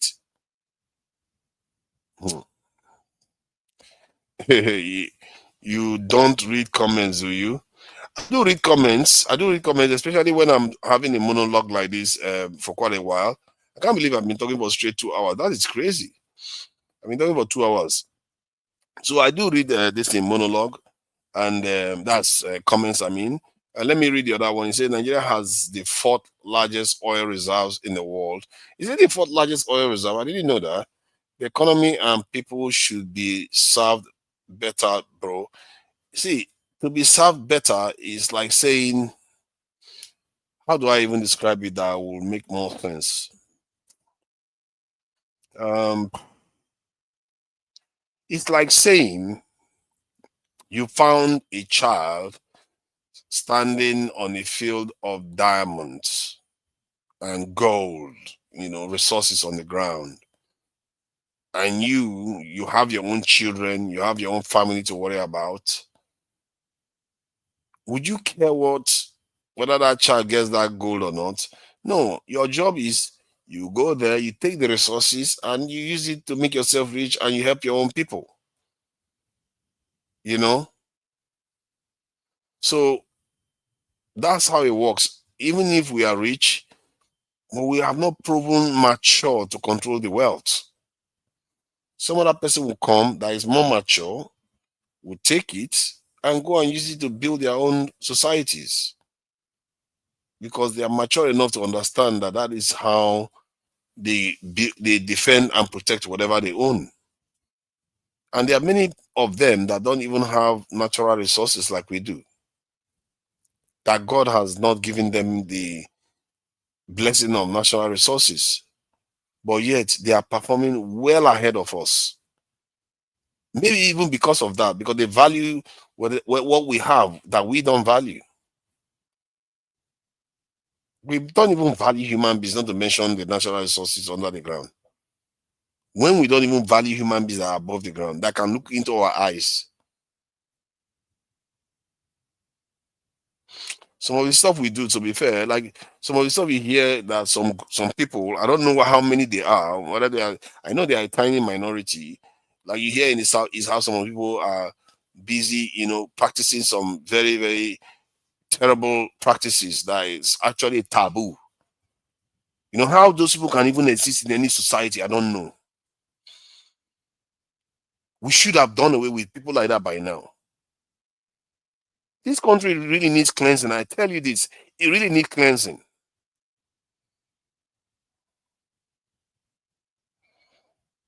And now I'm beginning to see what drives so many other leaders crazy. And they go crazy and do crazy things. Nigeria seriously needs cleansing. There are a lot of stupid, crazy people that are out there causing so much problems. Doing things that are so inhumane to their fellow human beings. Some of them are so visceral. That's why I became a little bit aggravated just now. But it's still the same. It's just like corrupt politicians doing what they are doing, not understanding that they are actually damaging their own future too. Look at that. They don't even have that money to steal. They've stolen so much in Nigeria that they don't even have enough money to steal anymore. Mumu people. If not because of Dangote, this December, people are not going to be smiling at all. Petrol price will be somewhere around 1,000 naira per liter by now. Petrol queues will still be there. The naira will be under pressure. I'm telling you, maybe even a massive upheaval would have happened in Nigeria.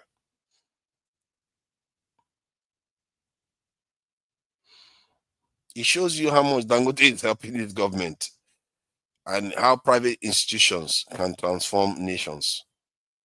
The truth is that most democratic countries around the world today, most Western nations, the basis of their wealth come from private industry.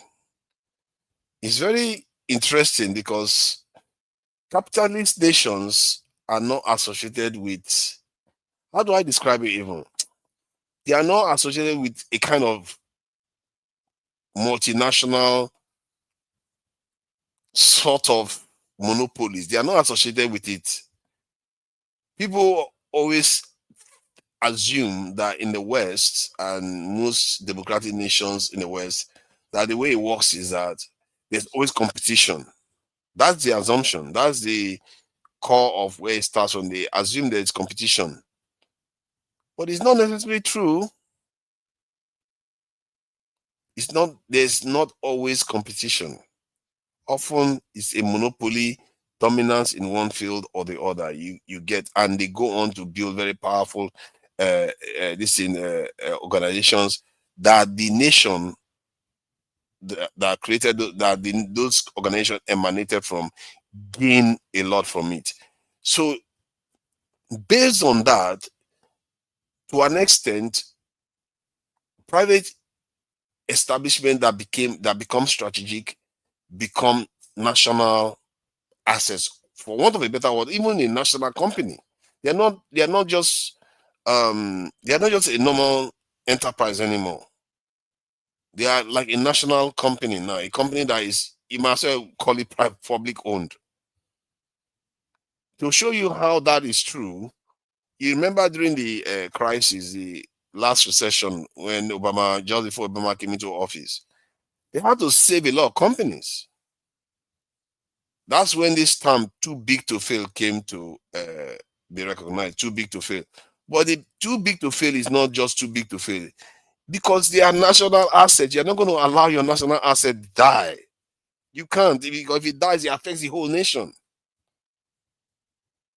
It's like the UK now. When the British steel, there's a company, British steel company, one company that manufactures steel in the UK wanted to go bust. The government had to step in.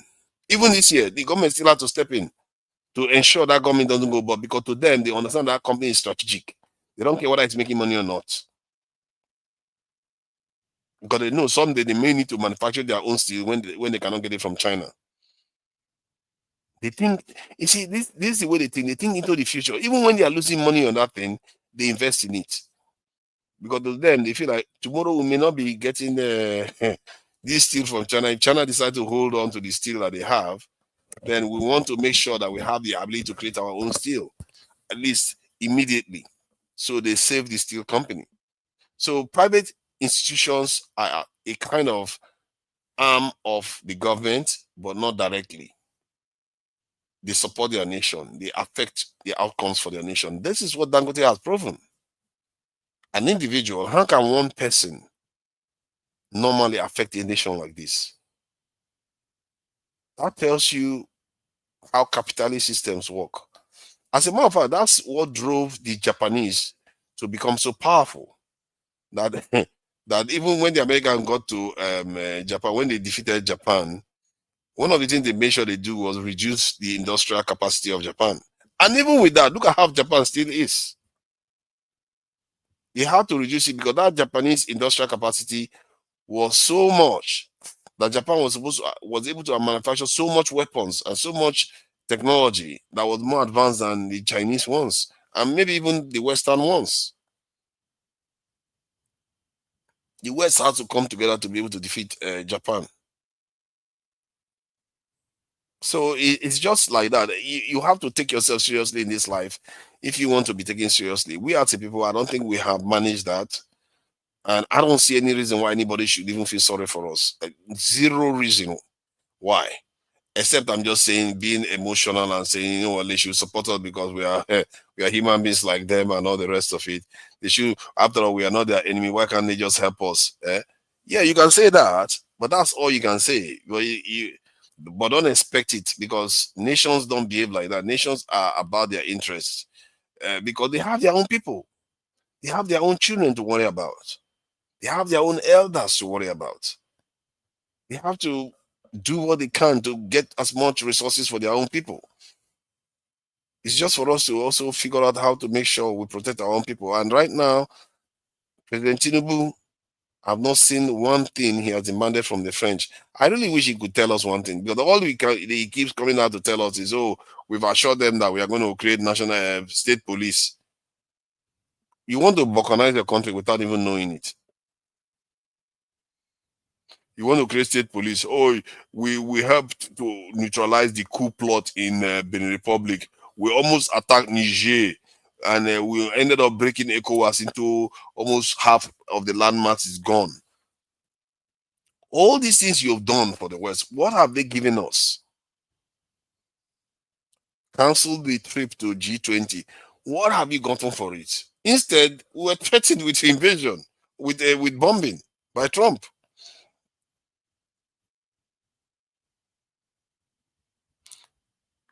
I don't know what he gets from it.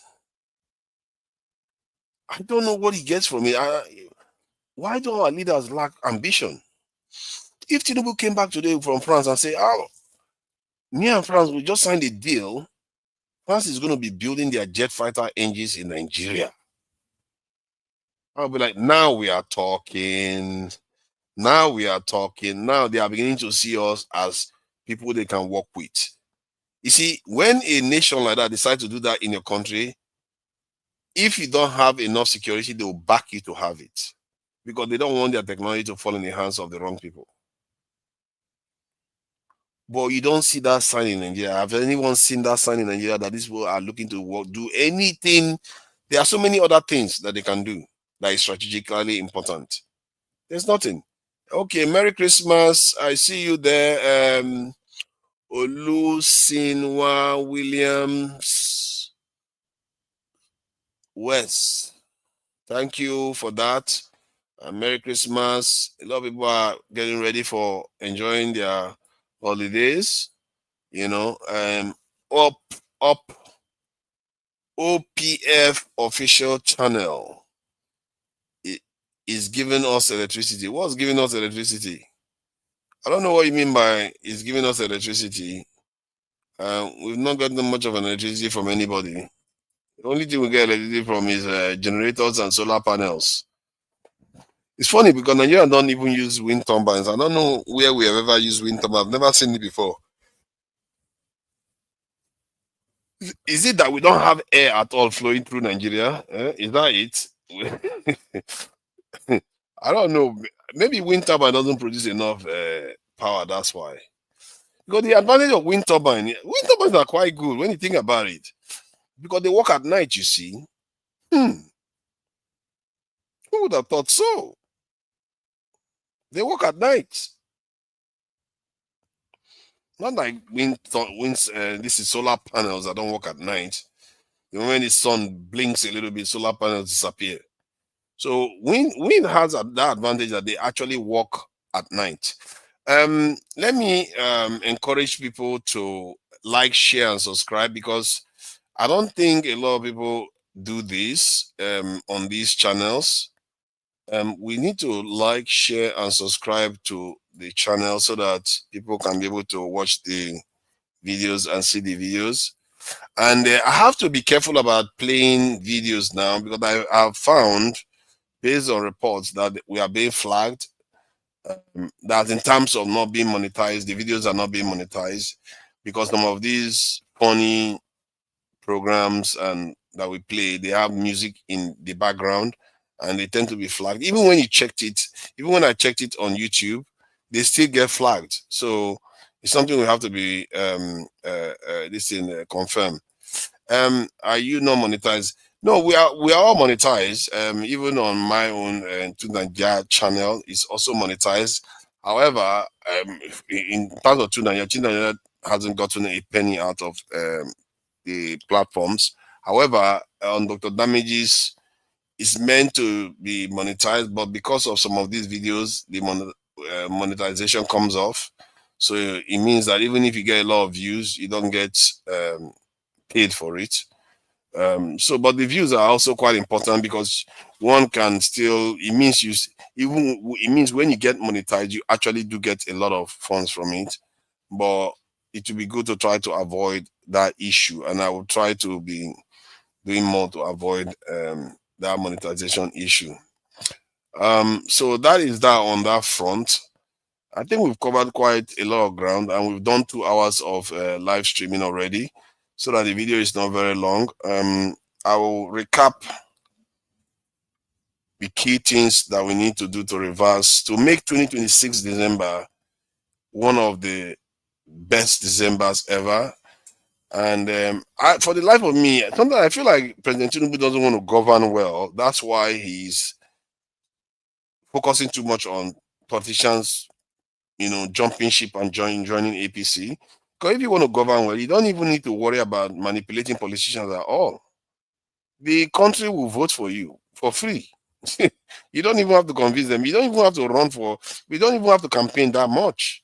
Your campaign is your performance. Maybe somebody should remind Tinubu of that. His campaign is his performance, but because he doesn't want to perform, that's why he wants to manipulate the political system. Nigerians are so easy to please. You just have to fulfill certain things and take off the head of anybody that doesn't want to perform. You tell them to go and do something, they don't want to do it. You really hold them accountable. Then watch the Nigerians vote for you. You'll be getting their votes without even you will not even campaign. They will just vote for you. But then again, who am I to tell the president what he can do and what he cannot do? Because they all have their own motives for whatever they are doing. But that said, so the recap is national security recruitment, national cohesion. You have to go after the people that are dividing the nation. The Emsu Oluomos, the Abike Daberes, even El Rufai, whom I actually think is quite a competent human being, but he was quite bigoted in some of the statements he made about how he was favoring Muslims. Any Nigerian that does these things, you have to hold them accountable and deal with the bandits without worrying about negotiating with them or any of that nonsense. So national security, national cohesion, corruption. Take corruption seriously and punish people that carry out corrupt practices, and punish them ideally with capital punishment. A big target, find a big target, punish them with capital punishment, make them pay for it.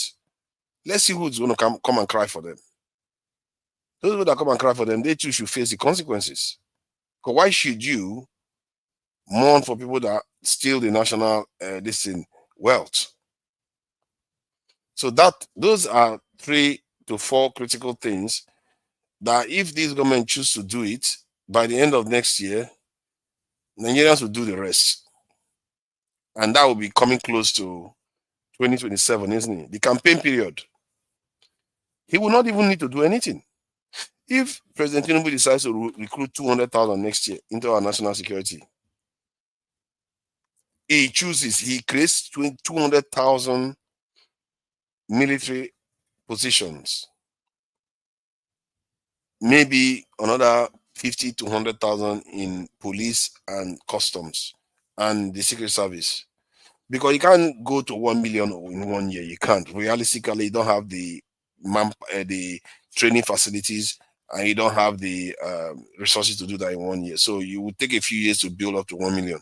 But if he starts with 200,000, he will not need to campaign at all in the election cycle. He's just going to win it, hands down. And if he did that, do you know how significant that move is? Most Nigerians will not even pick up on this.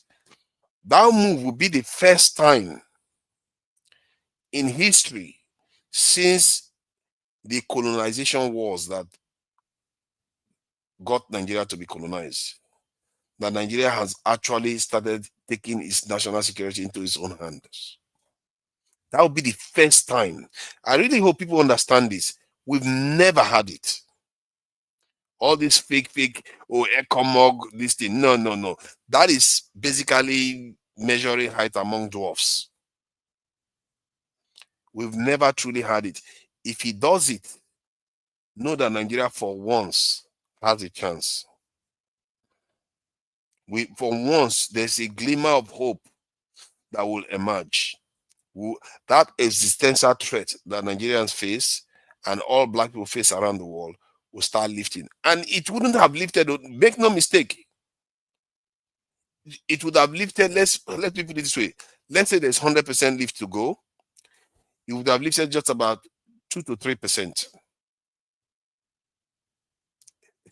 I'm sorry to say that's how bad our situation is. I'm really telling this is how bad it is.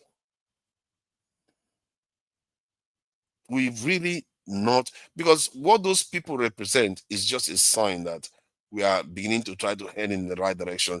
That's just what makes it 3%. But it's nothing strategic.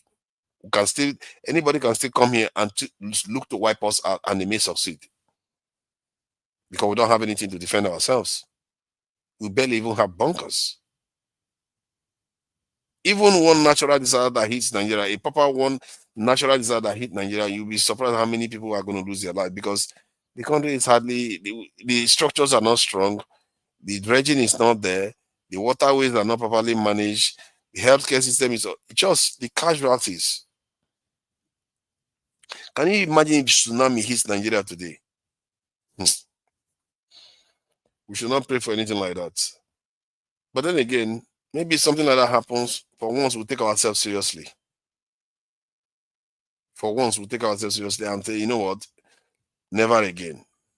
We'll start building the levees, building, dredging, doing all the necessary to make sure that never hits us again. That is how human beings behave. Human beings react according to the environment. Some people use the term stimuli of the environment. If something hits you, you learn to behave yourself. Sufferhead is not enough. How is sufferhead going to force everybody to act the same way? But if everybody, including the ones that are stealing, faced flooding, tomorrow they will think twice. They don't want to be flooded.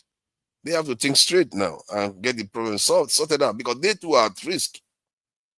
But the poverty is not hitting everybody. So the people that is not hitting, they don't care. If a foreign military tries to invade Nigeria today, many of those poor, rich people, their lives might even be at stake too. So tomorrow, when they fight and the country becomes weak, they will want to do better to make sure their neck is not on the line. Sometimes our people are human beings are selfish. Let's face it. Every human being is selfish around the world. They have similar level of selfishness. So it's when they feel they are also at their own interest is also at stake, like their own family, their own wealth, their own person is at stake, then they will act. Human beings, that's how we behave. This is why I was hoping that Trump was going to ban Nigerians from traveling to America. I really wish he put a whole ban, and all Europeans put a whole ban. China puts a whole ban, and then for good measure, they start deporting all Nigerians back to Nigeria. If they did that, including myself, they deport me back to Nigeria, I don't have a choice. Nigeria will develop. Because all of us now will be in Nigeria and will have to develop the country. Guess what? We are also now at stake too. And those leaders that are in the way, they are going to have a lot of trouble on their hands. Because a lot of opinionated people would have showed up in the country. And they will have to move. Otherwise, those people with their dollars and their big-mouthed experience will come and remove them from office. But Trump didn't do us that much of a favor. He didn't block everybody. European countries are still allowing our people to come overseas. And a lot of our people have their children with properties and everything in foreign lands. That's what I call a bleeding. We are bleeding, hemorrhaging resources every day. Most of our the oil that is being drilled from the ground, we don't even know how much is being stolen from there. You don't know whether they drilled 200, then they tell us that they took 100. You don't have a clue. Nobody's monitoring anything. That's my point. I feel like we are just bleeding constantly.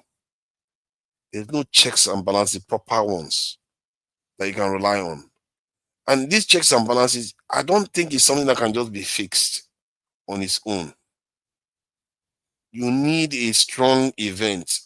You need a strong event that creates a very, very strong person. When we say strong person, it's not just because the person knows how to speak and is mean spirited. No, because the people around him believe in what he believes in. That's when you're going to see the country change. That's when you're going to see institutions that they build change. When they build something, anybody tries to defy that institution, they will make an example of that person. By the time they make an example of that person, the bigger the person is, the better. After they make an example of that person, nobody will break that rule anymore. And before you know it, you have a strong, that's what they call strong institution. It transferred from a strong man to a strong institution. That's how you build strong institutions. The idea that you just overnight just create more strong institutions, no, it doesn't work like that. Maybe it's not a bad thing Tinubu becomes a strong man. The question is he even for something good? If he lays a solid foundation, because you can argue that, some people argue that he has laid a solid foundation in Lagos. That's why Lagos is how it is today. Because he was a kind of strong man in Lagos. And he laid a solid foundation. And Lagos seems to be enjoying that foundation. Whether it was him or not, something is happening in Lagos that is helping Lagos sustain the trajectory of growth. But I think it's exaggerated in many parts, but there's still that sense that is moving in the right direction. So if you can do that in Nigeria and put something sustainable as a strong man, because if everybody is in your party, technically you should be able to do almost anything you want. And so far, what he has used that power for, I'm not very impressed. For one, he didn't create Dangote refinery. It wasn't Tinubu that did it. He didn't even remove the fuel subsidies. It was Buhari that passed the law to do that. So the key things that made a difference in this government, it wasn't him that did it. It wasn't President Tinubu. The only thing that he has done so far that we've not seen the results, so far, if anything, he's just handed our details to the French, is the tax reform bill. The student loans one is a good one. I think some students are going to gain from it, but it's not strategic. It's not pivotal. But it may have saved the universities from going on strike, which, again, make no mistake, you can also argue that it's an accomplishment from him. But it's not 4 years yet, so we don't know. After 4 years of him being in office and there's not one strike, you have to give him some credit for that.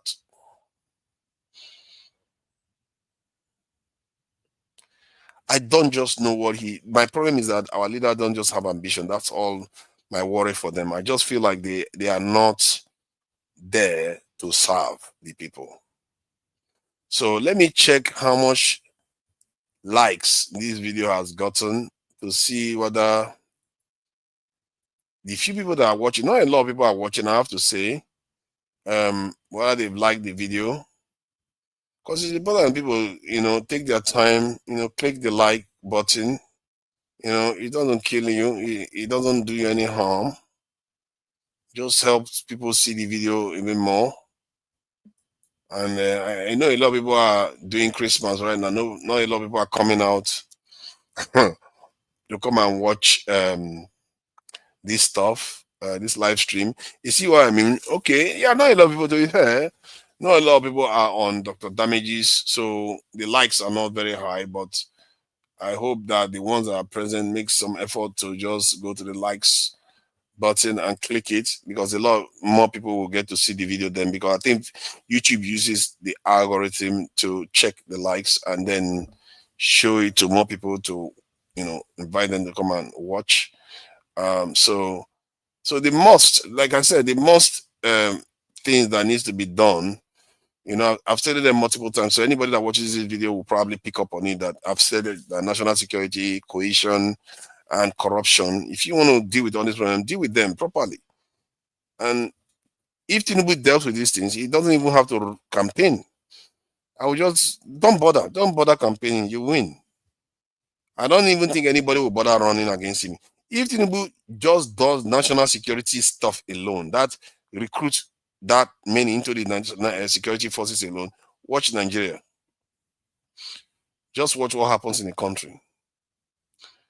The country will start transforming, and Tinubu may even end up becoming one of the greatest presidents Nigeria has produced, because people value their safety. They may hate you when you are doing it, but they value their safety. Once they know they have that, many Nigerians will start returning home. I will. Even with the situation that it is right now, I want to return home too. So why would many not return home if they feel that they are safe?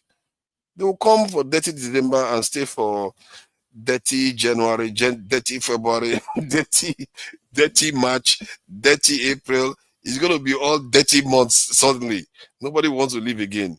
So Lagos, a lot of people like Lagos. A lot of people that come from America to Lagos, they actually like it, because Lagos has this thing where it's crazy, but it still has a level of the African aspect of it that people enjoy, and the innocence. I have to say, Nigerians have this innocence about them, which I fear is a part of the problem, because I don't know how you can maintain such innocence and expect to survive. It's a tragic situation, isn't it?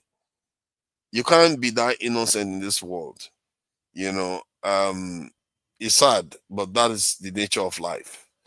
You have to wake up to the realities, except you can be able to master the art of being either looking innocent, but why not being innocent? If you can master that act, Nigeria can pull it off. Because Nigerians, when you come to Nigeria, there's this innocent. People are very friendly. They welcome foreigners. They talk to people, and many of them, because of the, Lagos is by and large majority Yoruba people. They have this respect culture too that they have, that is quite welcoming to foreigners. Foreigners like to see that, especially black foreigners, black Americans, black Africans, anybody that comes to Lagos, they enjoy it for that. And I think that part of it is really, really good. But that said, if we don't do some of all these things we are talking about, all those gains can be reversed like that. Make no mistake, Nigeria has made some gains in the last 1 or 2 years. I would like to say that it has nothing to do with Tinubu at all, because it was all in the hands of Dangote. And what else again? And the subsidy removal that took place. The measurable progress this government has made is quite limited. It's really, really, really limited. So the gains have not fully flowed through yet. You can argue that the student loans one is coming through slowly, but it hasn't capitalized on graduates that gain from his student loans. And the Lagos Calabar Road is not even close to half done. The tax reform bill that he just passed is not close to actually, people actually making gains out of it. If anything, it's just going to bring more pain at first to people. So I don't know any of his real policies that has helped Nigeria. The only one you can say maybe opening the floodgate for Nigeria to go and buy food from overseas. And that is not necessarily a good thing, because if you are buying food from overseas, it means your local producers are suffering. And that is something that, and I think President Buhari made a lot of effort to support the local producers and protect them. But this government has done a lot of damage that will take a while to, if possible, if it's even possible to recover in time. Because, sorry, because the government did say that they are supplying machineries, like tractors, agricultural equipment to different regions so that they can increase output of agricultural products. So maybe it's a strategy that they are looking to use, whereby they open the floodgate for food to come in temporarily, then ramp up the agricultural production, then shut the gates. If they do that, maybe strategy might work. It's not impossible. But sometimes I just feel like this government, they are not very deliberate. They are not, that's not their lookout. They just want to pretend as if they are doing some work and somehow end up staying 8 years in office, and not much has changed in Nigeria, other than a little bit of here, a little bit of there, a little bit of that. Nothing strategic. I'm sorry. I'm beginning to think that this government may never move enough for me to even say that our threat meter that I talked about, that we are going to get about 3%. If he recruited heavily into the security forces, we are going to increase our position by 3%. I don't see the government even getting to 5% of that chart. I don't see them. I don't see anything they've done so far. If anything, they've undermined us, our national security, by doing some of the things that they did. If not because of Niger Republic that kicked the Americans out of the country, when Trump threatened Nigeria, their drones would have been in Niger, barely how many hours away from Abuja. If not because of that, that military regime in Niger that kicked Americans out of his country. They had a drone base that will easily get to Nigeria within how many minutes? That's to cross the Nigerian border within minutes, of course. Then the question is how long it takes to arrive at Abuja if they want to do that. So I just don't see them doing anything that's going to transform things significantly. And right now, he's just talking about recruiting 50,000 into the police and 20,000 into the military. That is not serious move to make. If he creates state police, I don't know how you can create state police where they can be able to fund their police, because right now they can hardly even fund their civil servant staff. So where are they going to get money to fund the national police that they're going to put in the states? So it's something that the federal government has to consider what they are doing. So we all have to see what they do. And I really think that these three measures, if they did them by next year, December, I'm telling you, many of the people that oppose this government on this channel, that oppose this government even in Nigeria and overseas, they will start changing their tone. And rightly so. If they do the right thing by the people, that makes the people safe, you can go out in Nigeria without feeling like you're going to be kidnapped. The Nigerian roads are safe. You can travel the roads without worrying about your security. Can you imagine that? Most people will not be using airlines anymore. And that's another thing we have to be careful about. Do these airlines have something to gain from the Nigerian roads being unsafe?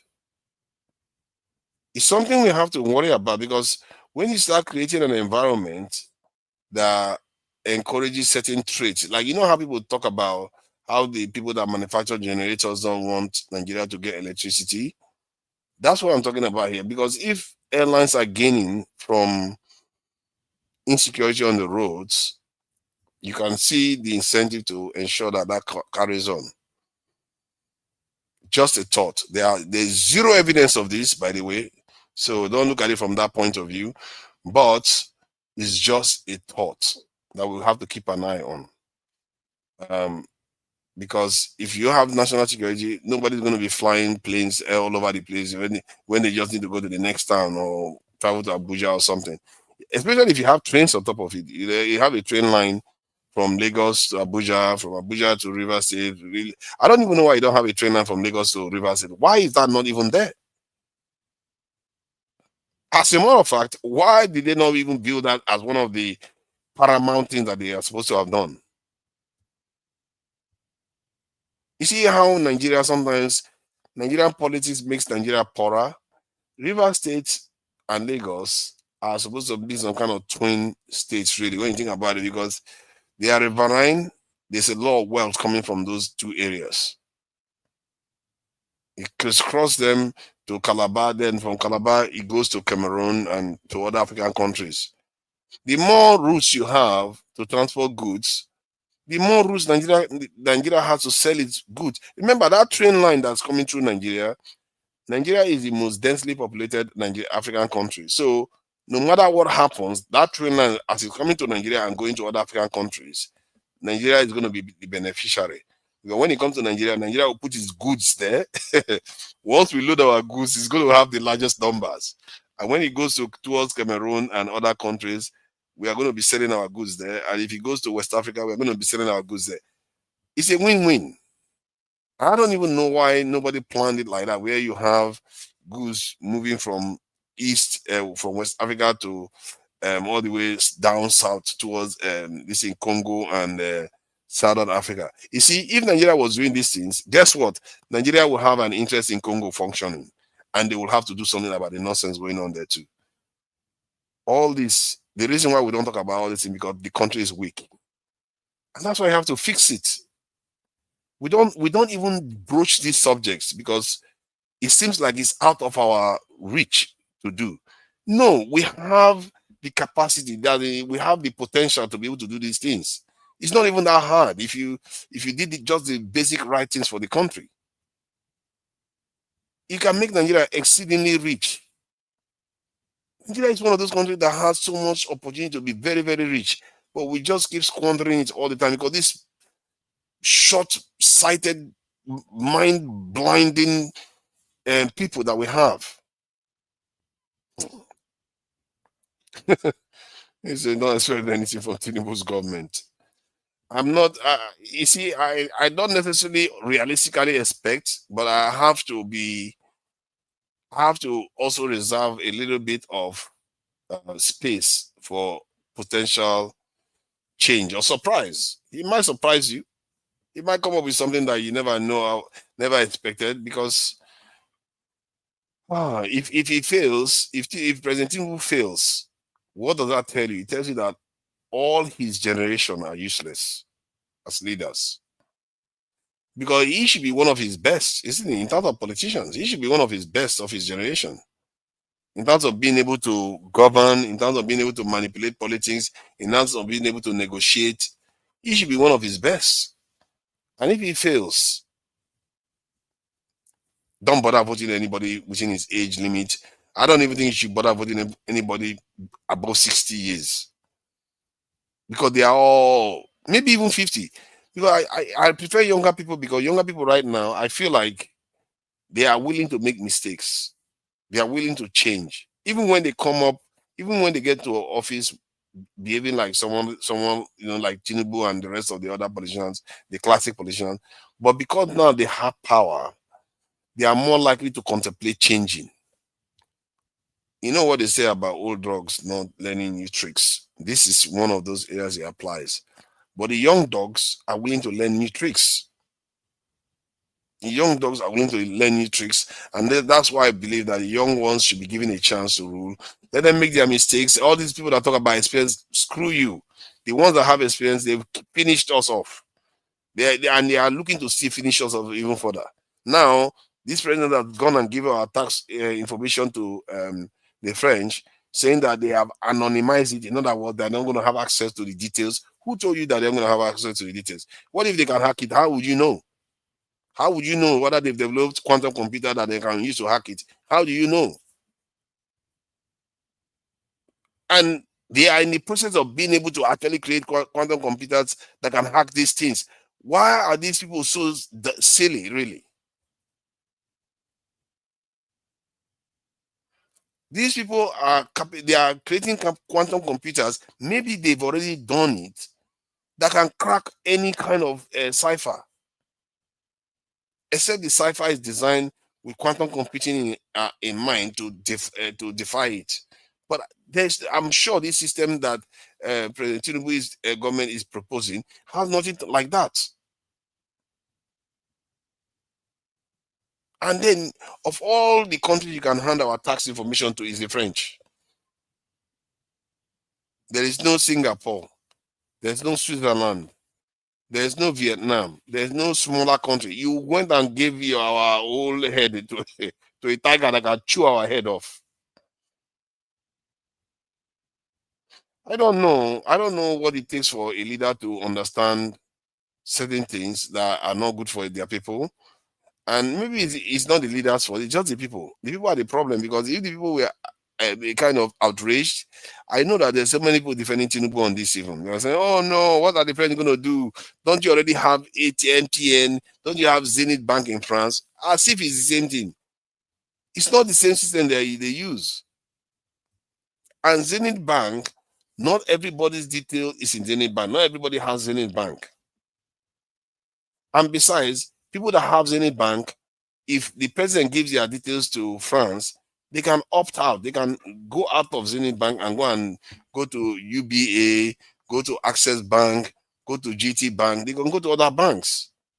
But tax issue, you can't escape it. It's a government information. You can't escape your tax data.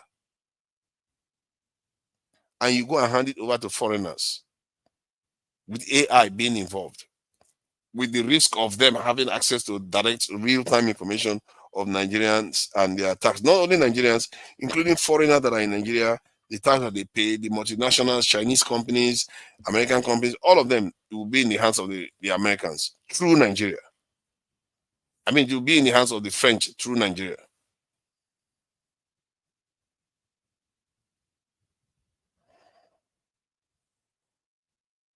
I don't know, man. I just hope sooner or later our people wake up to some of all these things. It's not rocket science, but some people would like to pretend it is. Maybe because sometimes when I say these things, I come across as if I know it all. I'm so correct. I'm so great and all that. No. Don't even pretend that. Don't pretend as if I don't exist. Just ignore the fact that I'm here. Sometimes I even wish there's no camera at all. Focus on the fact that those things need doing. If they're not getting done, we are all in trouble, including myself. We're all in wala here. I will leave it at that for now, and I'll try to avoid playing a lot of sound or music, so that these people are not going to come and flash us and start telling us that they're not going to monetize the video.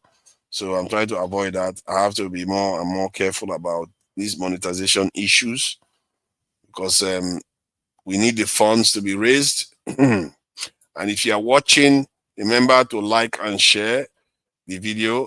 Liking and share doesn't cost a penny from you. It just takes your viewership. And wow, House Valiant, you are really busy in the chat. And let's see, let me highlight this like and share sign there and text.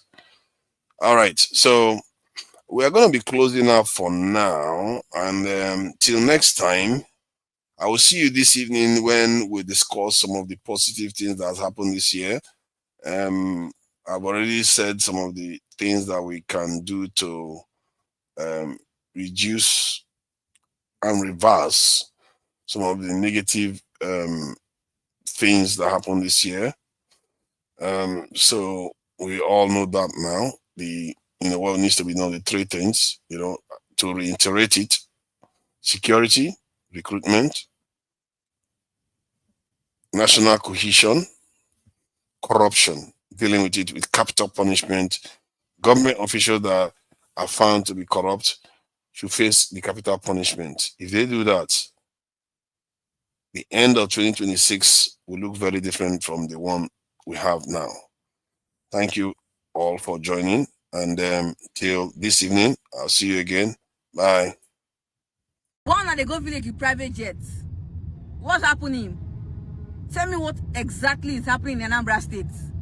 Allow me to take you to a village. You are not allowed. Go back home. Monica, go back to Abuja. You are not allowed. Allow me. No. Haba. What's happening on this app? It's a beautiful state. Ibiti, Otima G-phone where TFP Sadeshima calling. Lagos. It's beautiful again. Ibiti, gentlemen, Okudo Mani Biagberoni. Holy Mani, Bento Munai. I'm a official.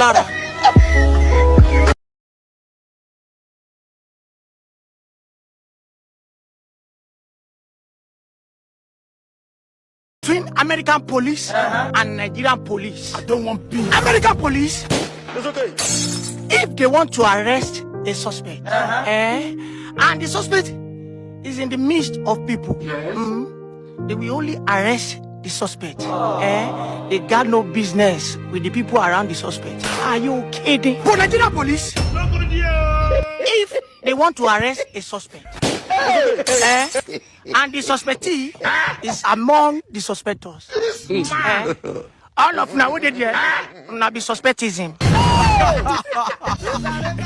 They go back all of. Are you American police? If they arrest a suspect and they take him or her into their custody for interrogation, they will even offer you drink or for you to answer their question without any physical contact. Are you kidding? But Nigerian police, they arrest a suspect and they take you into their custody. This evening you will die. One question, 50 million slap.